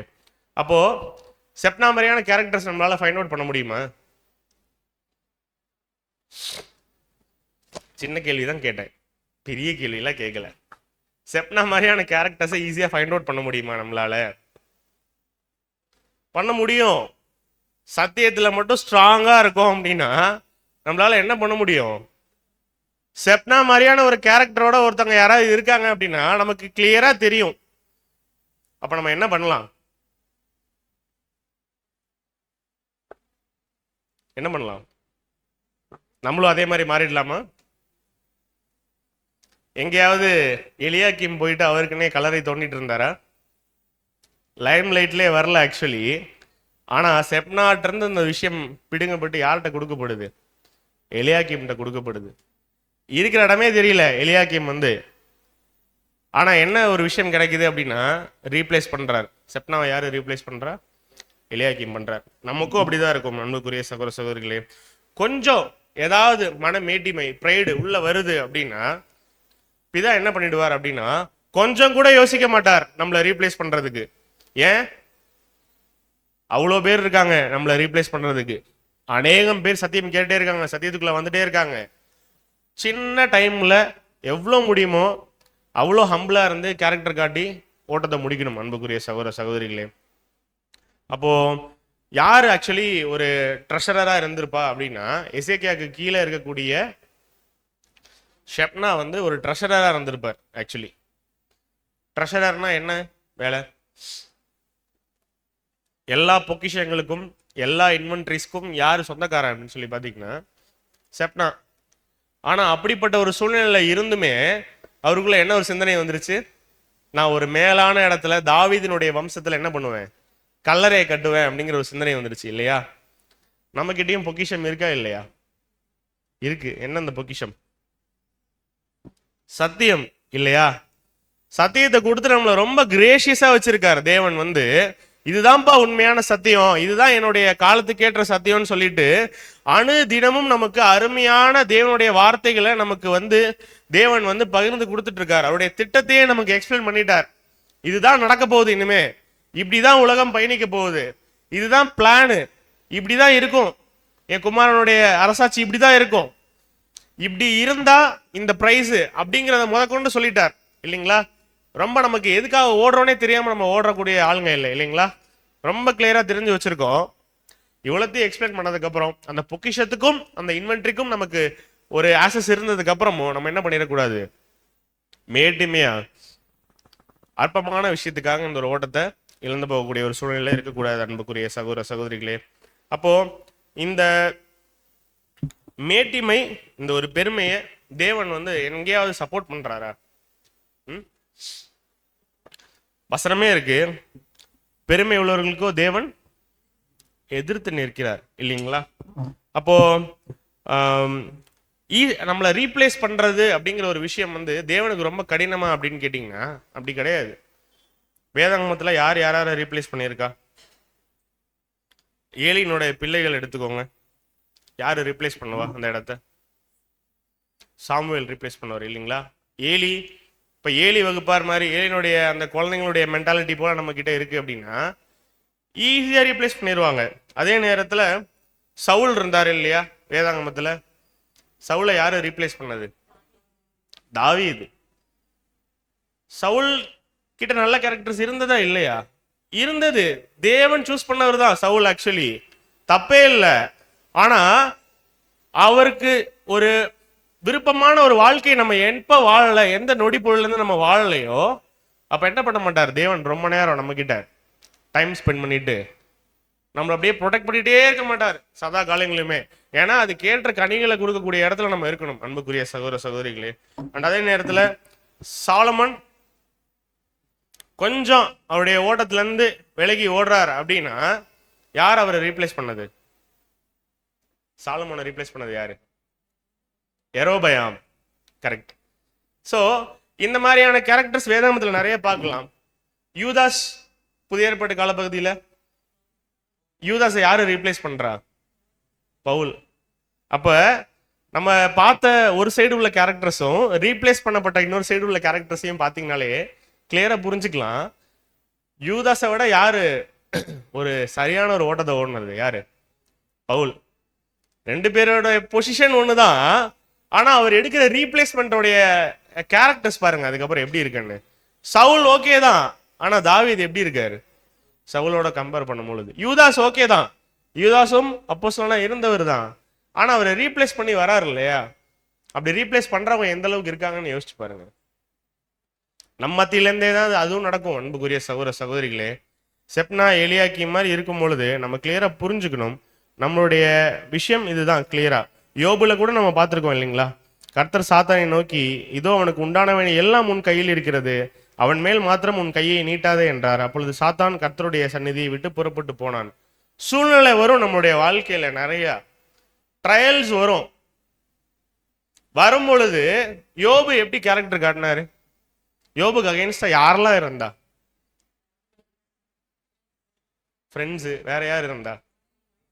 ஒய்ஃபே என்ன சொல்றாங்க? ஆக்சுவலி ஒய்ஃப் யோபுட்ட தூஷிச்சு என்ன பண்ணிரு, ஜீவனை விட்டுரு அப்படின்னு கேட்கும் பொழுது அவ்வளோ கஷ்டத்துலயும் மத்தியிலையுமே அவர் ஒரு விஷயத்துல ரொம்ப ஸ்ட்ராங்கா இருக்கார். ஆனா அதுக்கப்புறம் அவருடைய பிளெஸிங்ஸ் எப்படி இருக்கு, அதான் நம்ம யோசிக்கணும் அன்புக்குரிய சகோதர சகோதரிகளே. அப்போ இந்த என்டையர் நம்மளுடைய ஆவிக்குரிய ஓட்டத்திலையுமே ஷெப்னா மாதிரியான ஒரு கேரக்டர் வந்துடவே கூடாது. என்ன கேரக்டரு? அவருடைய திட்டத்துக்கு அகைன்ஸ்டா ஒர்க் பண்ணவே கூடாது. ஒர்க் பண்ண அவர் என்ன பண்ண மாட்டாரு, நம்மளை ரீப்ளேஸ் பண்றதுக்கு தயங்கவே மாட்டார். அவருடைய திட்டத்துக்கு அகைன்ஸ்டா ஒர்க் பண்றதுன்னா என்ன? அவர் சொன்னபடி நடக்காம அவர் சொல்லாதது எல்லாத்தையும் செய்யறோம் தெரியுமா? எது சரி எது தப்புன்னு நமக்கு கொடுத்துட்டாரு இல்லையா? நம்ம ஒன்றும் தெரியாதவங்க இல்லை இல்லைங்களா? ஒரு குழந்தைக்கு தெரியாது எது சரி எது தப்புன்னு. நமக்கு தெரியுமா தெரியாதா எது சரி எது தப்புன்னு இந்த ஓட்டத்துல? அப்போ தெரிஞ்சுட்டே ஒரு தப்பான டிசிஷன்ஸை நம்ம எடுக்கிறோம் அப்படின்னா நம்மளை ஈஸியா ரீப்ளேஸ் பண்ணிடுவார் அப்படின்னு சொல்லி பார்க்குறோம். நம்மளுடைய பொசிஷன் யாருக்கிட்ட போயிடும்? ஆட்டோமேட்டிக்கா இன்னொருத்தவங்க கிட்ட போயிடும். அவங்களும் மிஸ் பண்ண திரும்பி நமக்கு வருமா? ஆல்மோஸ்ட் யாரை வச்சு யாரை ரீப்ளேஸ் பண்றாரோ அந்த ரீப்ளேஸ் பண்றவங்க எப்படி ஓடிடுவாங்க? ஆக்சுவலி சாமையா ஓடிடுவாங்க. ஏன்னா அப்படி ஒரு வாய்ப்பு அவங்களுக்கு கிடைக்குது. நம்மளே எப்படிதான் அந்த ஓட்டத்தில் இருக்கோம்? அடிக்கடி பிரதர்ஸ் எல்லாம் டிஸ்கஸ் பண்ணும்போது சொல்லுவாங்க, இது வரைக்கும் நம்மளுடைய இந்த விசுவாசத்துல ஈடுபலியை விசுவாசிச்சு ஓரளவுக்கு தேவனுடைய திட்டத்தோட ஒத்து போற சபை வகுப்பார் எத்தனை பேர் இருந்திருப்பாங்க? ஐ மீன் அந்த ஓட்டத்துல, சபைக்கு உண்டான அந்த ஓட்டத்துல எத்தனை பேர் வந்திருப்பாங்க? எத்தனை பேர் உடன்படிக்கை பண்ணியிருப்பாங்க? எத்தனை பேர் மறிச்சிருப்பாங்க? அப்ப பிரதர் கூட அன்னைக்கு பேசும்போது கேட்டாரு, 2ஆம் கால சபை பகுதியிலலாம் எத்தனை பேர் ரத்த சாட்சியா மறிச்சிருப்பாங்க? லட்சக்கணக்கான பேர் மறிச்சிருப்பாங்க. மொத்தமே எவ்வளவுதான் ஹெட் கவுண்ட்? 1,44,000 இல்லையா? அப்போ ஒரு ப்ரைடுக்கு மறிக்கிறேன் அப்படிங்கிறவங்க எல்லாம் எதுல வரமாட்டாங்க அப்படின்னா, அதை கூட ஒரு பாயிண்டா நம்மளுடைய பிரதர் வந்து டிஸ்கஸ் பண்ணிட்டு இருந்தார் அன்னைக்கு பேசும்பொழுது. கடைசி காலத்துல நம்ம மத்தியிலே எப்படியும் ஒரு சில பேர் இருப்பாங்களா, ரத்த சாட்சியா மறிக்கிறோம் அப்படின்னா, நான் ரத்த சாட்சியா மறிக்க போறேன் அப்படின்னு, அதுலயே என்ன வந்துடும்? ஒரு ப்ரைடு வந்துடும் இல்லையா? அந்த மாதிரி விஷயங்களுக்கு கூட ப்ரைடு வரும். பிரதர்ஸ் கூட அடிக்கடி சொல்லுவாங்க, நம்முடைய ஃபாரின் பிரதர்ஸ் அவங்களுடைய சப்ஜெக்ட்ஸில் பேசும்போது கூட, என்னைக்கு ஒருத்தர் வந்து நான் ரொம்ப ஹம்பிளா இருக்கேன் அப்படின்னு சொல்றாரோ அப்பவே அங்கே என்ன வந்துருச்சு? அந்த இடத்துல ஹம்பிள்னஸ் இல்லை இல்லையா? ரொம்ப கிளியரா இருக்கும் பிரதருடைய ரைட்டிங்ஸ்ல. இதை வாசிச்சிடலாம். மேன்மைக்கு முன்னானது தாழ்மை, அழிவுக்கு முன்னானது அகந்தை எனும் வார்த்தைகளை நினைவிற்கொள்வோமாக. பெருமையானது தேவனுக்கு மிகவும் பிரியமற்ற ஒன்றானபடியால் அது கொலை, பொய் சாட்சி, பொய் சொல்லுதல் ஆகிய பண்புகளுடன் கூட பட்டியலிடப்பட்டுள்ளது என்பதை நினைவில் கொள்வோமாக. ஆகையால் தாழ்மையினை தரித்துக் கொள்வதற்கும் அதனை கொண்டும் ஆவியின் மற்ற கனிகளை கொண்டும் நம்மை அலங்கரித்து எஜமானுக்கு உபயோகமான பாத்திரமாகுவதற்கு பிரயாசம் எடுப்போமாக. ரொம்ப கிளியரா இருக்குல்ல வசனம்? அந்த விளக்கங்கள் வந்து மேன்மைக்கு முன்னானது தாழ்மை, அழிவுக்கு முன்னானது அகந்தை. நம்ம கிட்ட என்ன மேட்டிமை வரும்? என்ன மாதிரியான மேட்டிமை வரும் நமக்குள்ள வருமா மேட்டிமை? வரும். எதுலேயே வரும்? ஏன் வருது நமக்கு? நம்ம என்ன நினைச்சிட்டு இருக்கோம் அடிக்கடி, எனக்கு எல்லா சத்தியமும் தெரியும், எனக்கு எல்லா திட்டமும் தெரியும் அப்படின்னா, சத்தியம் அதிகமாக உள்ள போக போக போக நம்ம பிரதர்ஸ் அடிக்கடி எக்ஸ்பிளைன் பண்ற மாதிரி தான். எப்படி ஒரு கதிர் இருக்கு அப்படின்னா, உள்ள ஸ்டஃப்னஸ் கூட கூட கூட அது எப்படி இருக்குமாமா, அது அந்த அறுக்கிற டைம்ல அந்த கோதுமை மணிகளுடைய வெயிட்னால அப்படியே ரொம்ப தாழ்மையா இருக்குமா, தரையில உரசிட்டு இருக்குமா. அப்படி கலைகள் எப்படி தெரியுமா இருக்கும்? உள்ள ஒண்ணுமே இருக்காது, ஸ்டஃபே இருக்காது. எப்படி இருக்கும்? ஸ்ட்ரெயிட்டா இருக்கும். அறுப்பு காலத்துல ரொம்ப கிளியரா தெரிஞ்சிடும் எது கோதுமை எது கலைகள் அப்படிங்கிறத. அப்ப ரொம்ப கடைசி காலத்துல ஓடிட்டு இருக்கோம். நம்ம எலியாக்கி மாதிரி இருக்கணுமே தவிர செப்னா மாதிரி இருக்கக்கூடாது. இதை ஏன் சொல்றேன் அப்படின்னா, செப்னாங்கிற வார்த்தைக்கு அர்த்தம் என்ன பார்த்தோம் சப்ஜெக்ட் ஸ்டார்டிங்ல? டு க்ரோ ஆர் க்ரோத் அப்படின்னு சொல்லி இருக்கும். எலியாக்கிம் அப்படிங்கிற ஒரு வார்த்தைக்கு என்ன அர்த்தம் பார்த்தோம்? காட் ரைசஸ் ஹிம் இல்லைங்களா? அப்ப என்ன ரெண்டு வித்தியாசம் பேர்லயே நம்ம பார்த்தோம் இல்லைங்களா? எதுக்காக செப்னா எலியாக்கிம் அப்படிங்கிற ரெண்டு கேரக்டரை தேவன் சூஸ் பண்ணி நமக்கு கொடுத்துருக்காரு. அந்த ரெண்டு கேரக்டருக்கு உண்டான தீர்க்க தரிசனம் கிடையாது. அந்த ரெண்டு கேரக்டரை பத்தி, அந்த ரெண்டு கேரக்டர் மாதிரி வாழ்றவங்களுக்கு உண்டான ஒரு தீர்க்க தரிசனம் அப்படின்னு சொல்லி நம்ம பார்த்தோம் இல்லைங்களா? செப்னா அப்படின்னா என்ன அர்த்தம் அப்படின்னா, growth or to grow அப்படின்னா, செப்னா மாதிரி இருக்கிறவங்களுக்கு என்ன ஒரு சிந்தை இருக்குமாமா, நான் வளர்ந்துருவேன், நான் என் ஓட்டத்தை முடிச்சிருவேன், நான் சர்ச் கிளாஸாக போயிடுவேன், நான் கரெக்டாக தான் பண்ணிட்டு இருக்கேன், எனக்கு தெரியும் எப்படி நான் வளரணும்னு. செப்னா பண்ணாரா? இருக்கும் போதே ஒரு கலரை வெட்டிட்டு இருந்தார் பாத்தீங்களா? எதுக்காக? ஒரு மேட்டிமையை தேடி. நானே வளர்ந்துருவேன் அப்படிங்கிற ஒரு சிந்தனை யாருக்கு இருக்கும்? செப்னா மாதிரி இருக்கக்கூடிய வகுப்பாருக்கு இருக்கும். இவங்களால என்ன பண்ண முடியாது? கடைசி வரைக்கும் சர்ச் கிளாஸா போக முடியாது. எலியாக்கீம்ன்றோடைய வார்த்தைக்கு என்ன அர்த்தம்னு பார்த்தோம். தேவன் உயர்த்துவார். எப்போ உயர்த்துவார்? ஆதார வசனம்ல வாசிச்சோம் இல்லைங்களா? அப்போ எலியாக்கீம் மாதிரி இருந்தா உயர்த்துவார். எலியாக்கீமுடைய பேர்ல என்ன அர்த்தம் இருக்கு? தேவன் உயர்த்துவார். யாருதான் உயர்த்தணும்? நம்மளே நம்மளை உயர்த்திக்கலாமா? தேவனுடைய திட்டம் தெரிஞ்சிருச்சு, கடைசி கால சத்தியம் தெரிஞ்சிருச்சு, எல்லா பிளானும் தெரிஞ்சிருச்சு, தேவன் வெளிச்சத்தை நம்ம கிட்ட கொடுத்துட்டாரு, எல்லாம் தெரிஞ்சிருச்சு. ஒரு மேட்டிமையான சிந்தனை வந்துட்டு நானே என்னை உயர்த்திக்கிறேன், நான் ஓடிக்கிறேன், எனக்கு தெரியும் எது நல்லது எது கெட்டதுன்னு, நானே ஓடுறேன் அப்படின்னு ஓடுனா கண்டிப்பா ஓட்டத்தை முடிக்கவே முடியாது. 1 பேதுரு 5:6 வாசிச்சது போலதான், ஆகையால் ஏற்ற காலத்திலே தேவன் உங்களை உயர்த்தும்படிக்கு அவருடைய பலத்த கைக்குள் அடங்கியிருங்கள். இந்த வசனம் அடிக்கடி நம்ம மைண்டுக்குள்ள வந்துட்டே இருக்கணும் அன்புக்குரிய சகோதர சகோதரிகளை. ஏன் அப்படின்னா நம்ம நிறைய பேர் என்ன பண்றது இல்லை, அவருடைய கைக்குள்ளார அடங்கியே இருக்கிறது இல்லை சில நேரம், இல்லையா? ஏன்? பெருமை. எனக்கு தெரியும், நான் பண்ணுவேன், என்னால் செய்ய முடியும், ஐ எம் கேப்பபிள் அப்படின்னு சுயத்தை என்னைக்கு நம்ம ரொம்ப நம்பிட்டு நம்ம உயர்த்துறோமோ கண்டிப்பாக நம்மளால் உயரவே முடியாது அன்புக்குரிய சகோதர சகோதரிகளே. இப்போ இந்த கேட்ட பாடத்தில் ஏதாவது டவுட் இருக்கா? இந்த கேரக்டர் ஸ்டடியில் நமக்கு என்னதான் பாடம் அப்படின்னா, செப்னா மாதிரி இருக்கக்கூடாது, எலியாக்கீம் மாதிரி இருக்கணும். நம்ம செப்னா மாதிரி இருக்கோம் அப்படின்னா கண்டிப்பாக தேவன் நானே உயர்ந்துக்கிறேன்ற ஒரு சிந்தனையில் இருந்தவனா சபை வகுப்பராக போகவே முடியாது. அவர் என்னை உயர்த்தட்டும், காட் வில் லிஃப்ட் மீ அப்படிங்கிற ஒரு திங்கிங் வேணும். அவர் என்னை உயர்த்துவார். நான் ரொம்ப சப்டிலா, அமைதியா, தாழ்மையா வரேன், என் ஓட்டத்தை ஓடுறேன், அவர் கொடுத்த எல்லா விஷயத்துலையும் நான் உட்கொள்கிறேன், ஃபெல்லோஷிப் வச்சுக்கிறேன், ரொம்ப ஹம்பிளா அமைதியாக நான் என் ஓட்டத்தை ஓடுறேன் அப்படிங்கிற ஒரு சிந்தனை இருக்குன்னா கண்டிப்பாக தேவன் உயர்த்துவார் அப்படின்னு சொல்லி நம்ம பார்க்குறோம் அன்புக்குரிய சகோதர சகோதரிகளே. கேட்ட பாடத்தில் ஏதாவது டவுட் இருக்குங்களா? எதுவும் இல்லை இல்லைங்களா? ஆனால் டவுட் வரணும். என்ன டவுட் வரணும் உங்களுக்கு? எதுவுமே டவுட் வரலையா? நம்ம எப்படி இருக்கணுங்கிறத நம்ம பார்த்தாச்சே, அதில் டவுட் வர்றதுக்கு என்ன இருக்குது? நம்ம தான் இந்த கேரக்டர் ஸ்டடியை புரிஞ்சுட்டு ஓடணும். அப்போ என்ன அப்படின்னா, ரசல் பிரதர் இதை பற்றின விளக்கங்கள் கொடுக்கலன்னு சொல்லி நம்ம பார்த்துட்டோம் இல்லைங்களா? ரசல் பிரதர் விளக்கங்கள் கொடுத்த ஒரு சில டாபிக்ஸ்லேயே பல கோணங்களில் நிறைய சத்தியங்கள் இருக்குது. நீங்கள் டவுட் இருக்கா அப்படின்னு உங்ககிட்ட கேட்டது நீங்கள் யாராவது கேட்பீங்க அப்படிங்கிற ஒரு விசுவாசத்தில். ஏன் அப்படின்னா, இந்த கம்பேரிசனில் நம்ம எப்படி பார்த்தோம் அப்படின்னா, செப்னா சாத்தானுக்கு முன்னடையாளமாக பார்த்தோம், எலியாக்கீம் யாருக்கு முன்னடையாளமாக பார்த்தோம்? கிறிஸ்துவுக்கு முன்னடையாளமாக பார்த்தோம் இல்லைங்களா? ஆனால் இங்கே தீர்க்க தரிசனத்தில் எப்படி இருக்கும் அப்படின்னா, செப்னாவுடைய பொசிஷனை எலியாக்கீமுக்கு கொடுக்குற மாதிரி இருக்கும். அப்போ என்ன நமக்குள்ள திங்கிங் வரும் அப்படின்னா, சாத்தானுடைய பொசிஷனை எடுத்து கிறிஸ்துவுக்கு கொடுத்தாரா தேவன் அப்படிங்கிற ஒரு கண்ணோட்டத்தில் கூட திங்கிங் போகலாம். அதான் நம்ம பார்த்தோம் இல்லைங்களா? செப்னா எலியாக்கீம் சப்ஜெக்ட்ஸில் இன்னொரு கோணமும் இருக்குது. அது எப்படின்னா பாகம் 2. யாரும் பயப்பட வேண்டாம், இன்னைக்கு எடுக்கல. ஸோ என்ன அப்படின்னா, எலியாக்கீம் செப்னா அப்படின்னு சொல்லி பார்க்கும்பொழுது, செப்னாவுடைய அதை பற்றி சொல்லப்பட்ட விஷயங்கள் அந்த லேவியர்களுடைய அந்த ஆரோனுடைய ஆசாரியத்துவம் இருக்கு இல்லையா, அந்த முறைமை, ஸோ அதோட கம்பேர் பண்ணியும், அதுக்கப்புறம் எலியாக்கீம் பற்றின விஷயங்கள் எதை பற்றின விஷயமாகவும் இருக்கும் கம்பேரிசனில் அப்படின்னா, கிறிஸ்துவினுடைய அந்த பிரமாணங்களும் அவர் மூலமாக நமக்கு கிடைக்கக்கூடிய அந்த ஆசீர்வாதங்கள் பற்றின விஷயமாக கூட இருக்கும். இது இன்னொரு கண்ணோட்டம். அப்போது இது கேரக்டர் ஸ்டடியாக நம்ம பார்த்துருக்கோம் ஃபுல்லாக இல்லைங்களா? ஸோ அப்படி இருக்கும்போது நமக்கு என்ன தான் பாடம் அப்படின்னா, ப்ரைடு இருக்கவே கூடாது, செப்னா மாதிரி இருக்கக்கூடாது, எலியாக்கீம் மாதிரி இருக்கணும் அப்படிங்கிற ஒரே விஷயத்தை நம்ம மைண்டில் வச்சுக்கலாம். தேவனுக்கு சித்தமானால் வரும் காலங்களில் இந்த ஒரு கோணத்துலையுமே இந்த பாடத்தை என்ன பண்ணலாம், நம்ம பார்க்கலாம். ஏற்ற காலத்தில் தேவன் சரியான சத்தியத்தை நமக்கு என்ன பண்ணுவார் அப்படின்னா, கடைசி காலத்தில் வெளிச்சத்தில் ஓடக்கூடிய பிள்ளைகளாக இருக்கும், நமக்கு ஏற்ற காலத்தில் தேவன் வெளிப்படுத்துவார் அப்படிங்கிற விசுவாசத்தோட இன்னைக்கு ஒரு பாடத்தை முடிக்கலாம். பேச வாய்ப்பளித்த பிதாவாகிய தேவனுக்கு நன்றியை தெரிவித்துக் கொண்டு ஒரு பாடத்தை முடித்துக் கொள்கிறேன்.